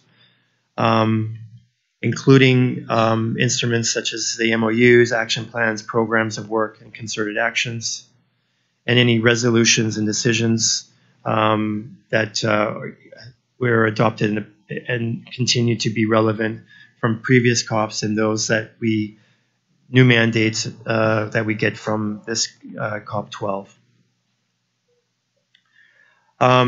It also indicates both the human and financial resources from the core budget and those to be raised through voluntary contributions. So you can see both the core budget there in the program of work and also the voluntary contributions that we get. It provides a basis for resource mobilization, which is so important. So just to clarify, we have there the draft program of work. We've presented it to the parties for them to have a look at it. And then that becomes a document by which we go back to the Secretariat and we think about how we can, of course, we need to look at the priorities, because if you look at the last COP, in fact, the program of work, I think it amounted to about 25 million euro, and we had zero money for activities. So it's only realistic that we can't raise the total amount of money. And we do have to do a prioritization exercise. We did raise quite a bit of money, as I mentioned, for the last triennium, over half of the total budget. And we anticipate we'll be able to do that again. But the program of work is an important planning document for resource mobilization and guiding the Secretariat in terms of implementing the work that the parties feel is important in the triennium. So the actions requested from the parties are to look at the draft resolution, to make any changes that they would think are necessary. That would be for adoption, and the adoption would include not just the budget, but also the program of work for 2018-2020, as contained in document 14.2. Thank you very much, Mr. Chair. Thank you. Thank you very much, Bradney. And I would just briefly observe that I found that a very clear depiction of the scenarios and the opportunities and implications that each one of them affords. So, recognising this is the core of the budget working group's activity. I don't think we need a substantive discussion here, but if there are any pressing interventions or queries on this, I'm happy to hear from parties now.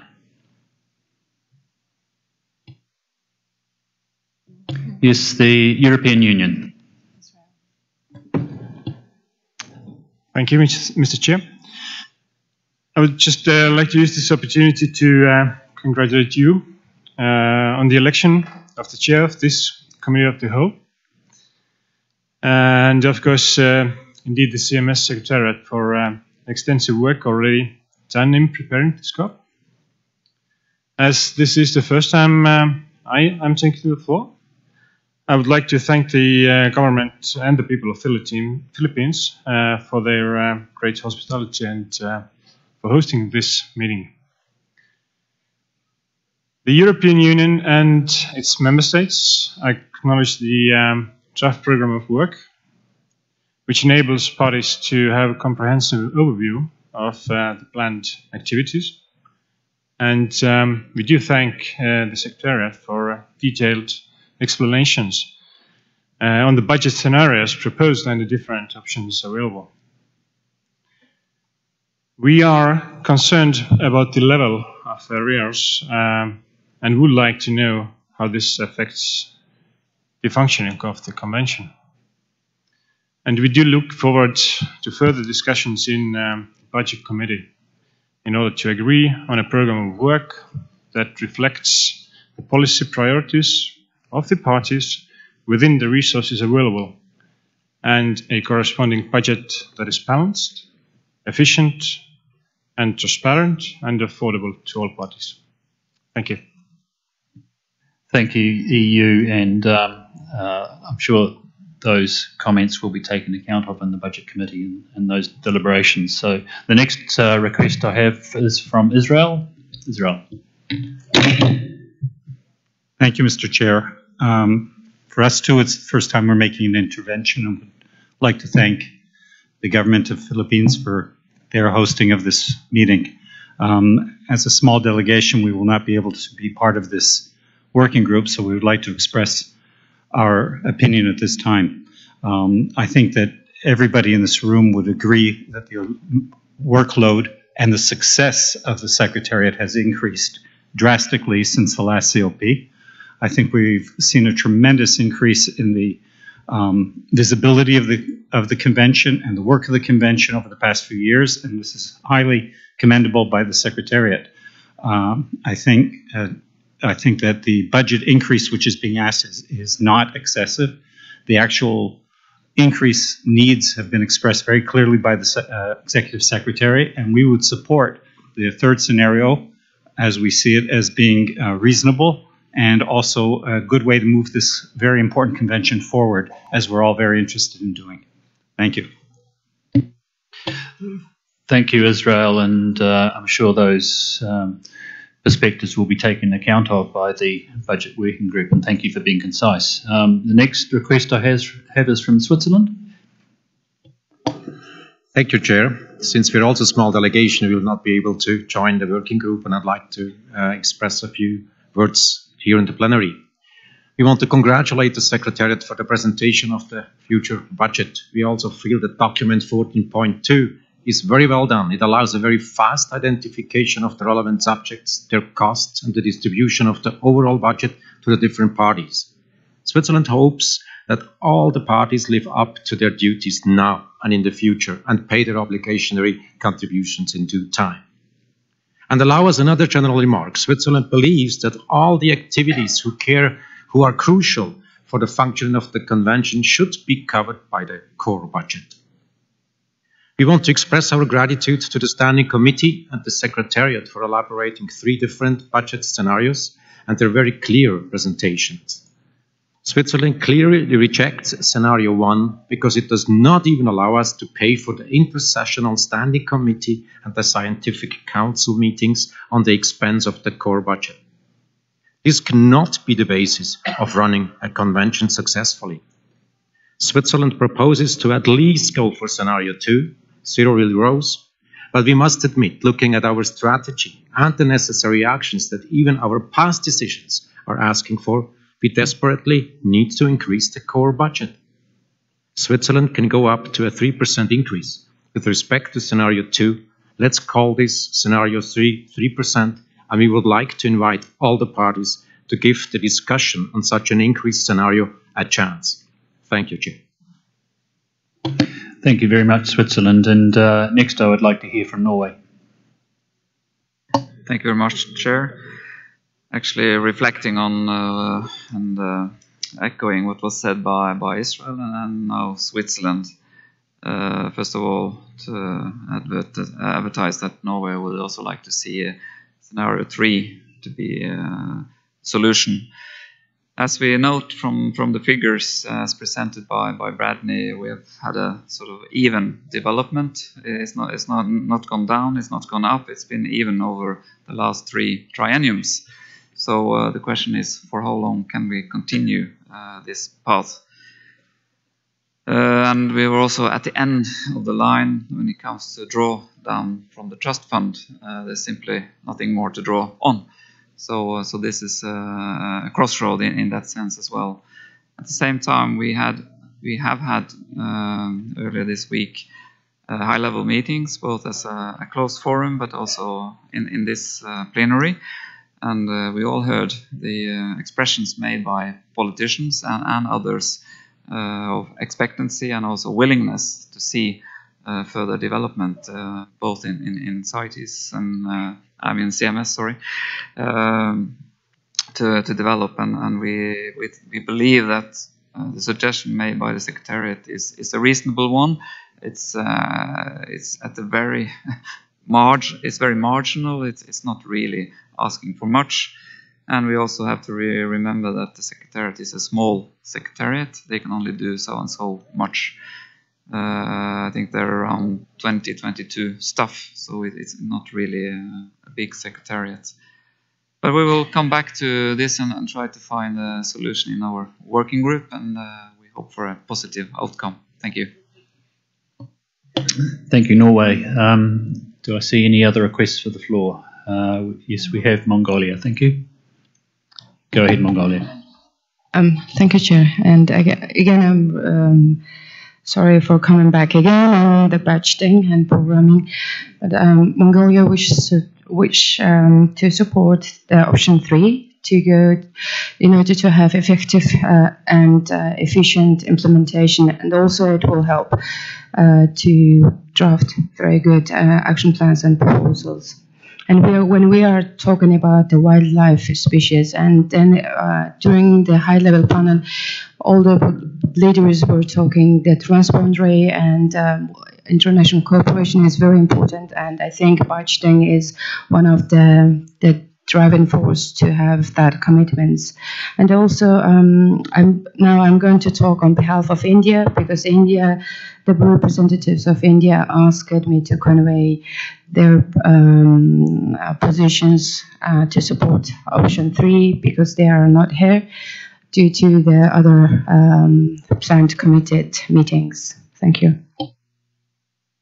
Thank you, Mongolia, and of course I encourage parties who are to participate in the working group. But I see one more request for the floor, and then I would like to, if you agree, close this item, not close it, but refer it to the working group.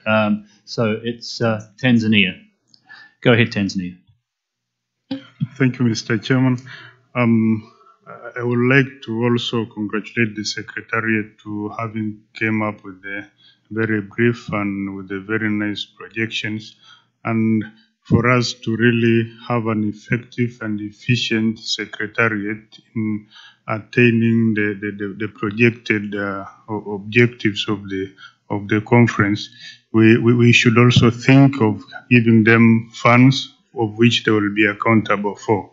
And I wish to also, since I'm having a very big delegation, as big as one, and I will not be in the working group, I would also like to support the other parties which has came up with the proposal of going for the third scenario.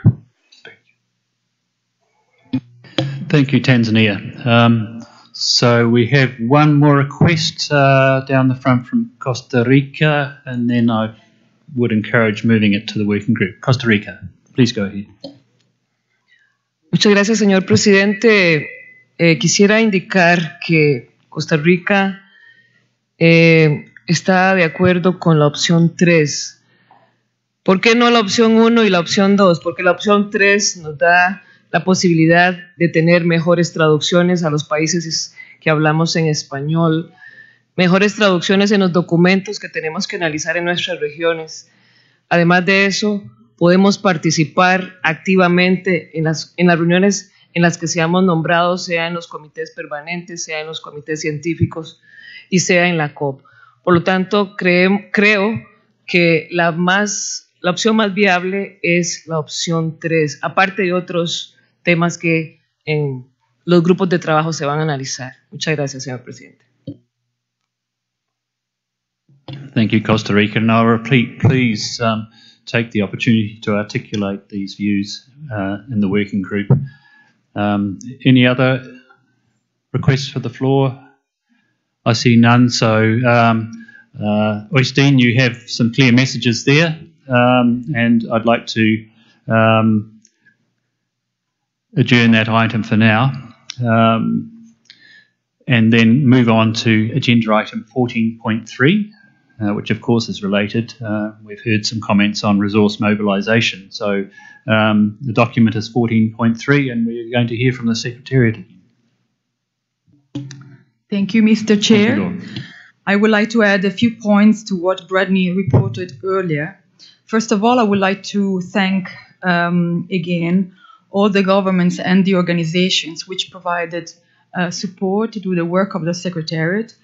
In fact, as Bradley mentioned, the Secretariat was able to raise an amount which is higher than half of the triennial budget, which enabled us to make progress in the implementation of the program work. But as the delegate of Switzerland just mentioned, it's just a small portion of the resources needed for the full implementation of the program of work. In addition to the financial contribution received, the Secretariat benefited also from in-kind support, either in the form of hosting of working groups, meetings, or in the form of coordination of specific initiatives and memorandum of understanding. A full account is included in the document 14.3. We also made some progress in securing funding for the next triennium, part of which was celebrated last night at the Champion Night. We are also expecting final confirmation in the participation of CMS in a EU wildlife conservation program, which is in partnership with CITES and UNODC to implement transfrontier conservation areas in the regions of Horn of Africa, Eastern Africa, and Southern Africa. We are also expecting confirmation from two project proposals, large-scale proposals, submitted to the International Climate Initiative of the German Ministry of Environment. One proposal is focusing on promoting the sustainability and productivity of seagrass ecosystems. The other proposal is to enhance the capacity of Central Asian migratory species. As Branny mentioned, we have prepared a draft program of work for the next triennium, and this is going to be the basis of our resource mobilization work, and we look forward to discussing it in the course of this week. Thank you. Thank you, Laura. I'll take comments on this, but recognise that we're only being asked to note the activities here. Any comments or questions on what we've heard and on that document? Yes, European Union. Thank you, Chair. The European Union and its member states welcome the document drafted by the Secretariat and express gratitude to all those that have contributed to develop CMS activities. The EU and its member states congratulate the Secretariat on its excellent work for fundraising and encourage all parties as well as Secretariat to explore further funding possibilities. Thank you. Thanks very much, EU. Any other comments or questions? I see none. So I think we can note the activities. Thank you very much, Laura. Thank you, Secretariat. Okay, so now we're moving on to what looks like a large item. That's the review of decisions. So that's agenda item 21. And there's a number of documents that will be explained. But I think I would like to make a sort of a brief introduction before I call on the Secretariat.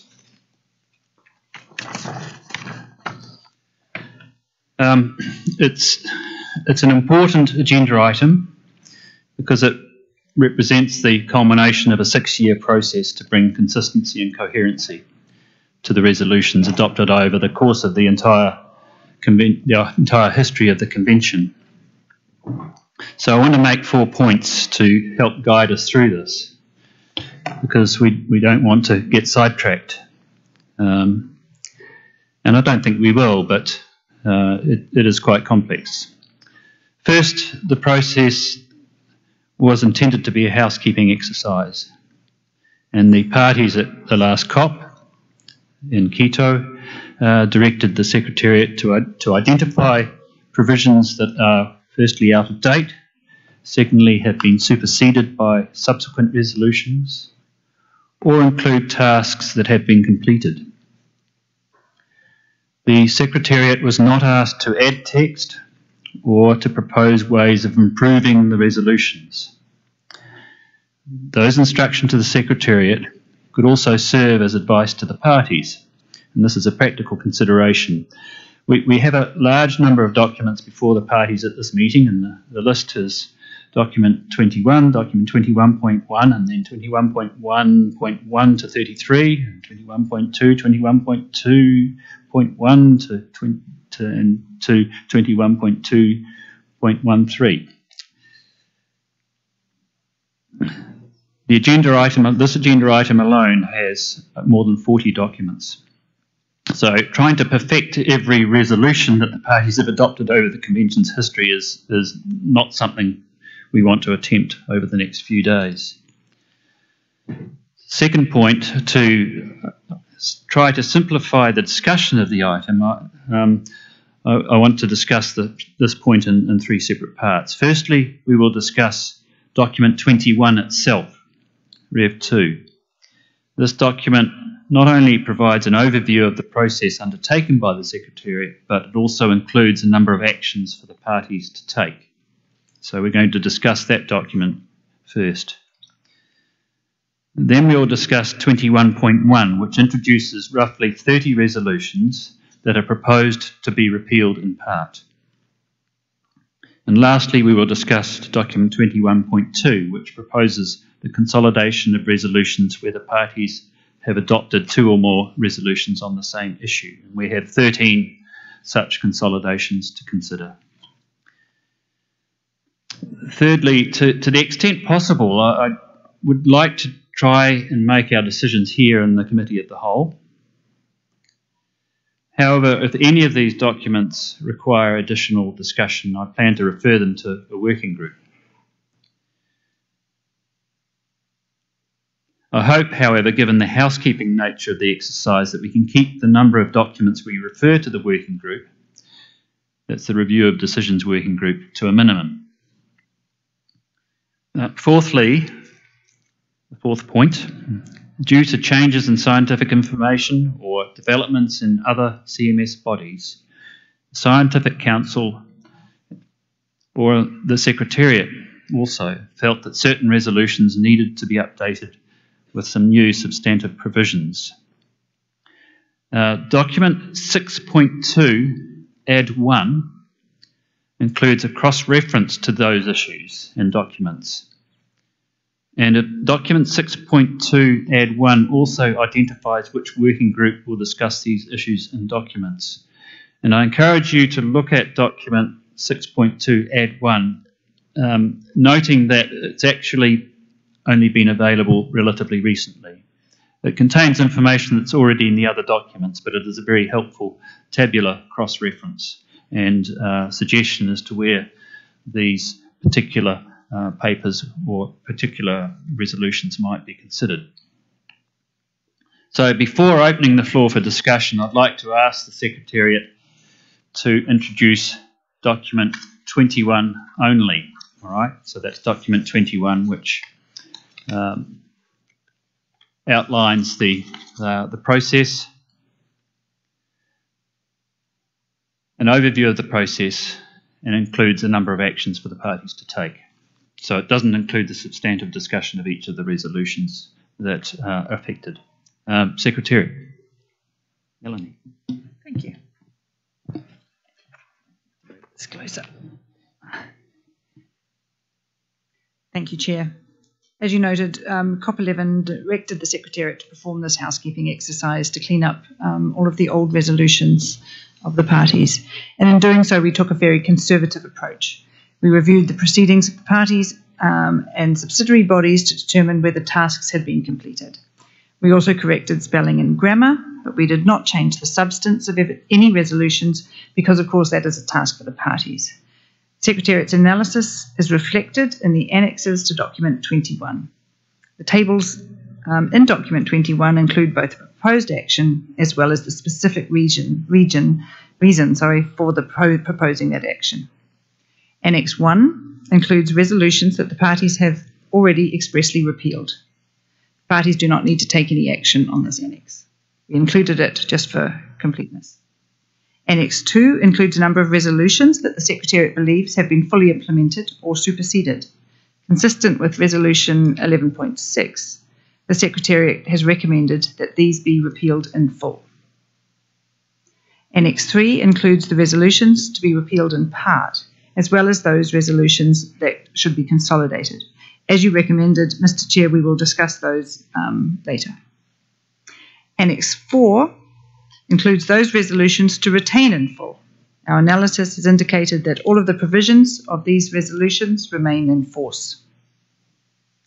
Now, Resolution 11.6 also directed the Secretariat to establish a register of resolutions and decisions.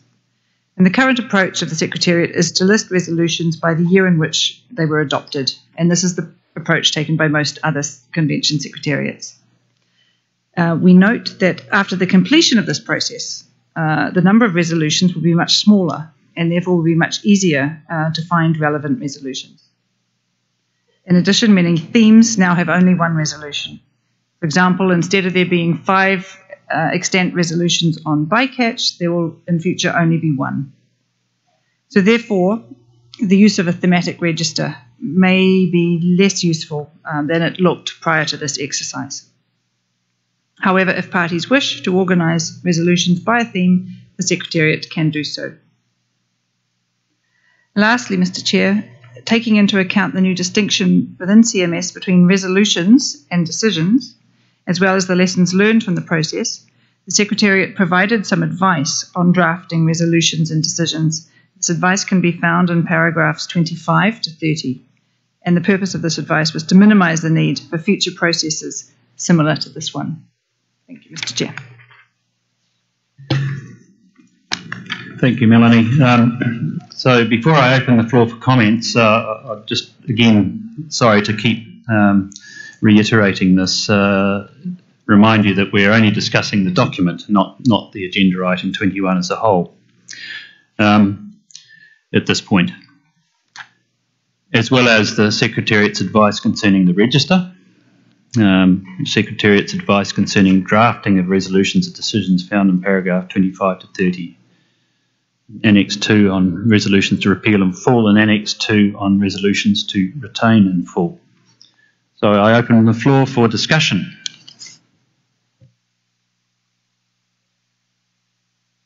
EU. Thank you, Mr. Chair.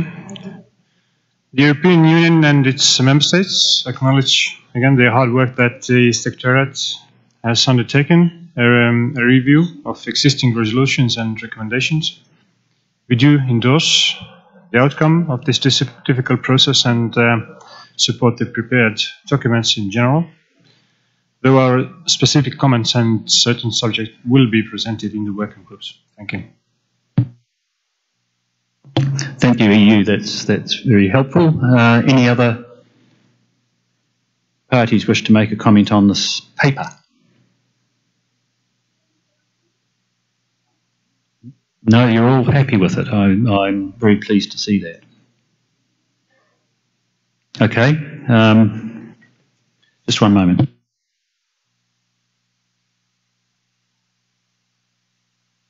Right. There are some recommendations that need to be made as a result of that. Firstly, can we agree to recommend taking note of the advice for drafting future resolutions and decisions found in paragraphs 25 to 30 of the paper?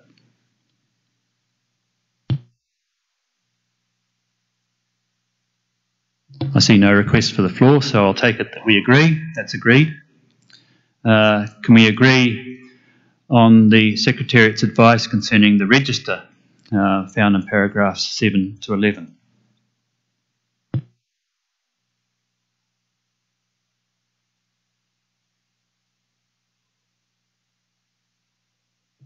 No comments? Can I take it that we agree on the recommendations regarding the register? Thank you. We agree. Can we agree to recommend taking note of Annex 1 on the resolutions that have been previously repealed? Hopefully that's easy. We can't unrepeal them. Okay, that's agreed. The next one, can we agree to recommend the adoption of Annex 2, which includes the list of resolutions to be repealed in full?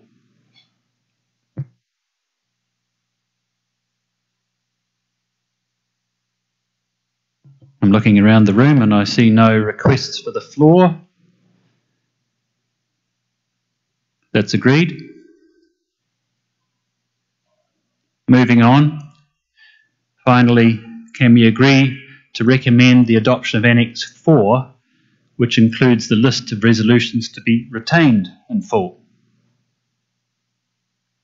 Do I have any requests for the floor with regard to that one?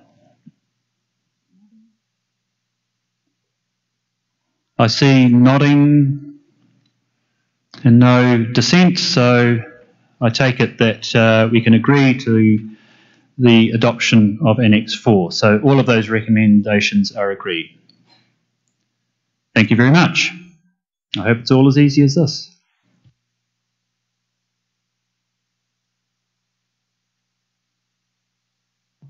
So we now move to Agenda Item 21.1, or Paper Document 21.1, Resolutions to Repeal in Part.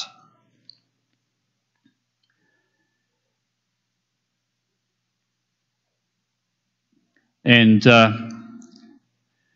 there's also documents 21.1.1 through to 21.1.35. Now, as we've noted, 5 of these documents will be discussed elsewhere, and consequently I do not want to discuss them now. So they're elsewhere on the agenda, so they're catered for. And those ones are document 21.1.27, Synergies and Partnerships. That's elsewhere on the agenda. And if you do look at the document 6.2, add, 6.2.2 add, is that right? 6.2 add 2, I beg your pardon. I'm getting my adds and my 2s mixed up. Then that will outline where those documents are to be discussed. So that's 21.1.27 synergies and partnerships, 21.1.29 on the prevention of illegal killing of migratory birds, 21.30 on the action plan for migratory land birds in the African Eurasian region, 21.1.32 on cetacean culture, and finally 21.1.35 on guidelines for assessing listing proposals. For each resolution to repeal in part, the Secretariat has prepared 2 annexes. The first annex includes the analysis by the Secretariat, and the second annex includes a clean version of the resolution. You should also note that the new way that revised resolutions would be identified, consistent with the numbering of resolutions by CITES, CMS resolutions that have been revised would retain their original number, followed by the COP at which that resolution was last revised. So, for example, if Resolution 3.1 was revised at this meeting, it would be subsequently identified as Resolution 3.1 and in brackets rev.COP12, close brackets. I'm not suggesting that's going to happen, but that's just an example. I don't want to discuss each of the proposed resolutions to repeal in part at this time. Instead, here's the approach that I'd like to take. If a party has concerns about a specific resolution that the Secretariat has proposed in these documents to repeal in part, I would like those to be identified and here, and we can refer them to a working group. If I do not hear any concerns about specific resolutions, I'll assume that the Committee of the Whole agrees with the recommendation of the Secretariat on those papers, those documents. So these resolutions would then not be discussed further, and they'll be referred directly to the plenary for adoption. I'd just like again to remind you that there is limited time, and this is a housekeeping exercise. We have about 30 resolutions and documents in front of us. And I'm sure that we can all find ways to improve on resolutions, but if substantive improvement is warranted, given the subject of the resolution, then perhaps the time to improve those is COP13, and for proposals to be brought to COP13 rather than trying to do so at this meeting. So having said that, I'll open the floor for discussion. And thank you for your patience in listening to my introductory comments. Do I have any requests for the floor? European Union. Thank you, Chair. We do have actually several proposals to be discussed in the working group. Maybe it would be more convenient if you could just send a list of those documents to be discussed, or should I just count them here? There are several of them. Thank you, EU. We'd like to hear the titles. If you could just read them out now, that would be good. We don't need to discuss them necessarily, but you let us know what they are. Thanks, Chair. So I will read out those. To start with 10.1.1.32, Resolution 1123, Conservation Implications of Cetacean Culture. Moving on to 21.1.35, Resolution 1133, Guidelines for Assessing Listing Proposals to Appendices 1 and 2 of the Conservation. 21.1.1, the Resolution 3.1, Listing of Species in the Appendices of the Conservation. 21.1.2, Recommendation 4.3, Conservation Status of Cracks. 21.1.5, Recommendation 5.3, Development of Action Plan for the Great Cormorant in the African Eurasian region. 21.1.8, Resolution 7.2, Impact Assessment and Migratory Species. 21.1.10, Resolution 7.5, wind turbines and migratory species. 21.1.15, Resolution 8.10, implementation of the CMS information management system. 21.1.26, Resolution 11.8, communication, information and outreach plan. 21.1.28, Resolution 10.15, global program of work felicitations. 21.1.33, Resolution 11.27, renewable energy and migratory species. 21.1.29, Resolution 11.16, the prevention of illegal killing, taking and trade of migratory species. 21.1.30, Resolution 11.17, action plan for migratory landbirds in the African Eurasian region. 21.2, sorry, that's the last one, is 21. Yeah, that was the last one, sorry. So there are only minor adjustments to the text, so nothing substantial, I hope, but still want to discuss those briefly in the working group. Thank you. Thank you. You got me quite excited when you started at 21.1.32 and then went back to 21.1.1. That was quite clever.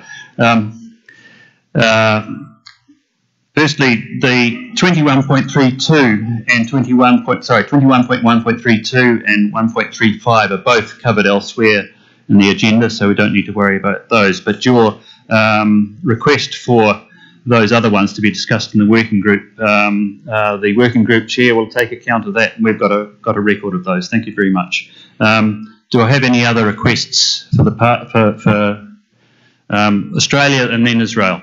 Thank you.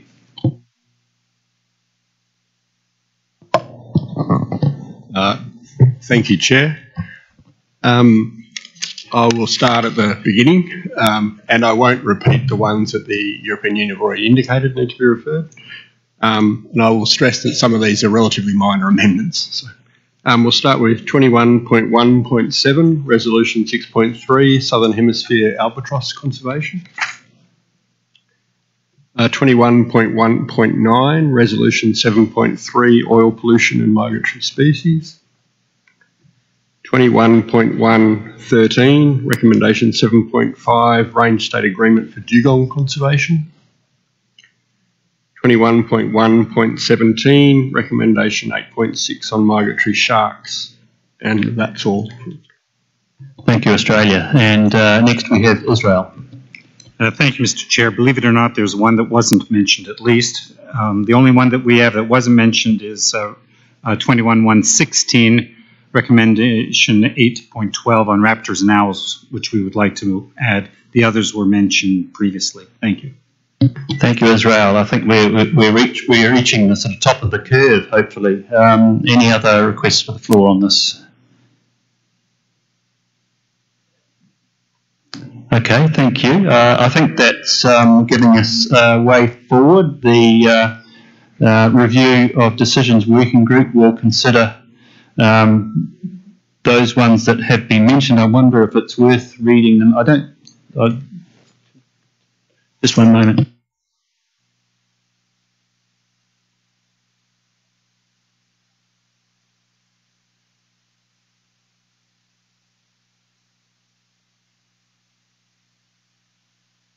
So I won't read out all the ones that have just been read out by participants, but can we assume that those ones that weren't mentioned in that list are okay to be repealed as recommended?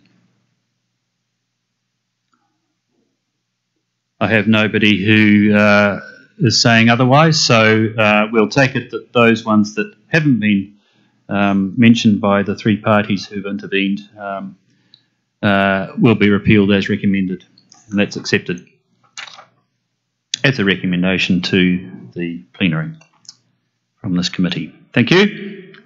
Very good. Now, just a slight pause while I look up my watch, because we have to stop today at 6 p.m., not just for the interpreters, but also for the technicians. So we need to give the Secretariat some time to make some announcements. So I will, I think, just quickly, just one moment.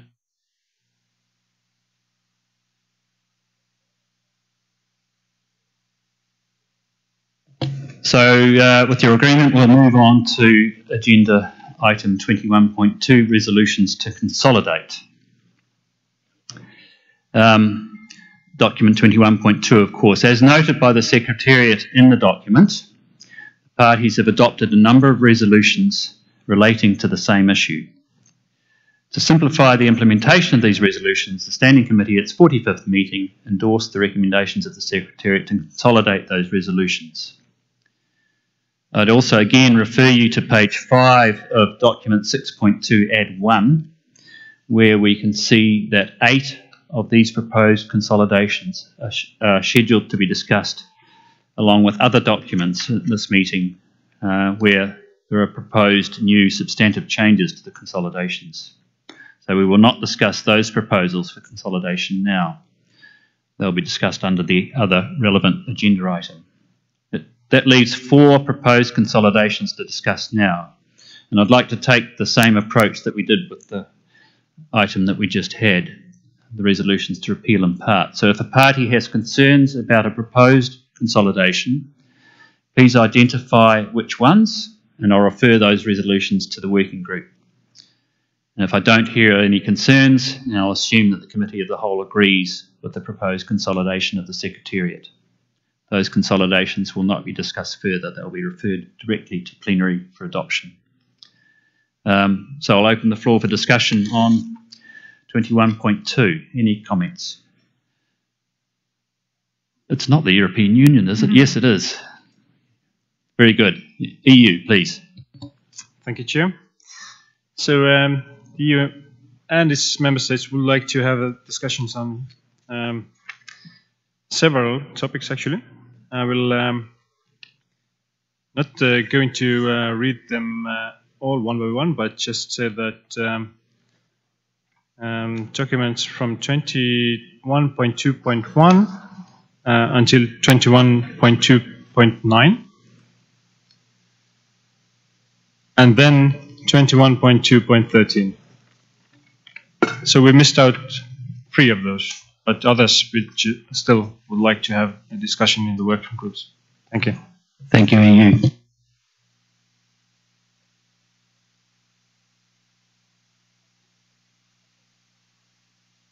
Yes, so the other ones that you didn't mention are going to specific working groups, additional working groups, and so effectively you want to discuss all of them, and that's fine. We can refer those to the review of decisions working group. Is that clear? I see nodding. So they're all going to be discussed by the working group. Are there any other comments?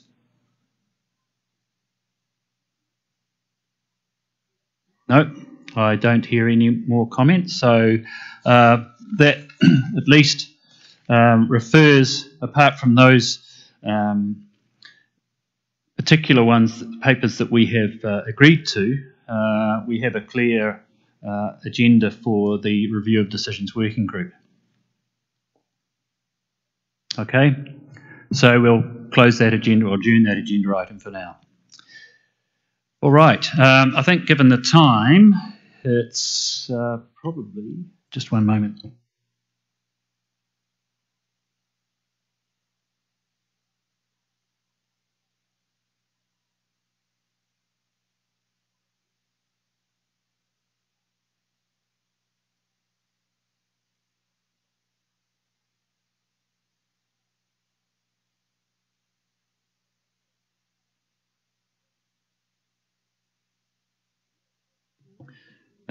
Just bear with us, we're just getting the room allocations for the working groups.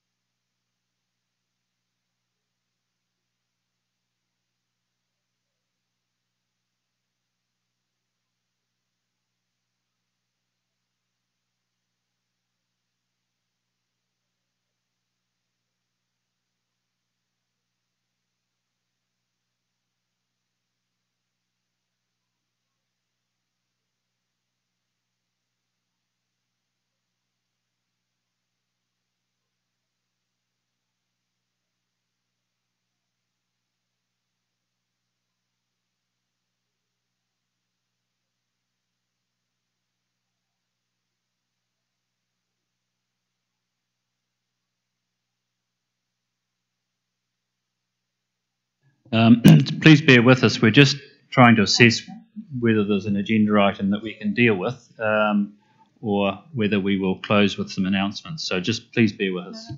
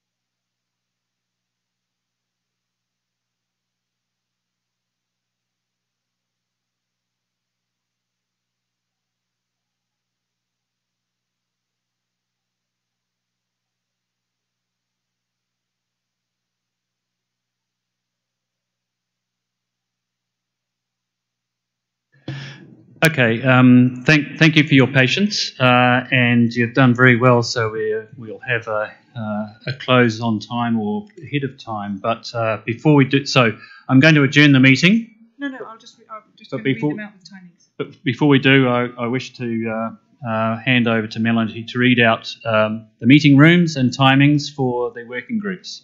Melanie. Thank you. Okay, so you have up now on the screens the room assignments for the different working groups, but I know it's difficult to read, and also you need to know which groups are meeting when. So let me just go through them one by one. The budget working group, let me start at the bottom. The Bureau tonight will meet in room 8 at 6:15, so immediately after this. The Credentials Committee will meet in D308 at 6:15. The Aquatic Working Group will meet this evening, just as a very pre-planning exercise, in room 12 at 6:15. The Terrestrial Working Group will meet in room 3 at 6:15. The Avian Working Group will meet in room 2 at 6:15. So the Species Working Groups are all just doing a little bit of agenda planning. And finally, the Budget Working Group will meet in room 11, but it'll meet at 7 to 7:15, only for 15 minutes. It's later because it's after the Bureau meets, and it'll meet in room 11 for 15 minutes this evening. Meanwhile, the Institutional Working Group and the repeal of decisions will not meet this evening.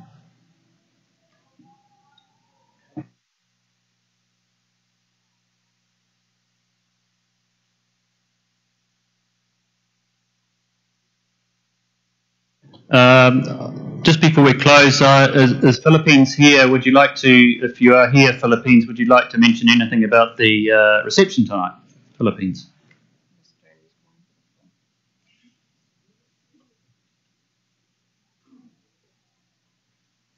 No, Australia's calling for the floor.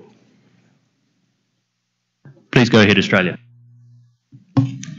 Thank you, Chair. I just thought I would clarify with the institutional working group, even though we're not meeting tonight, given that tomorrow morning we'll introduce the item on the review mechanism and the item on the national legislation project, I thought, given that working group's meant to run parallel to the COW, we could commence meeting after the introduction of the national legislation project item, and start discussion on those two items at least, if everyone is happy with that, because after that it moves into terrestrial species, so seems like a good place to leave you. Thanks.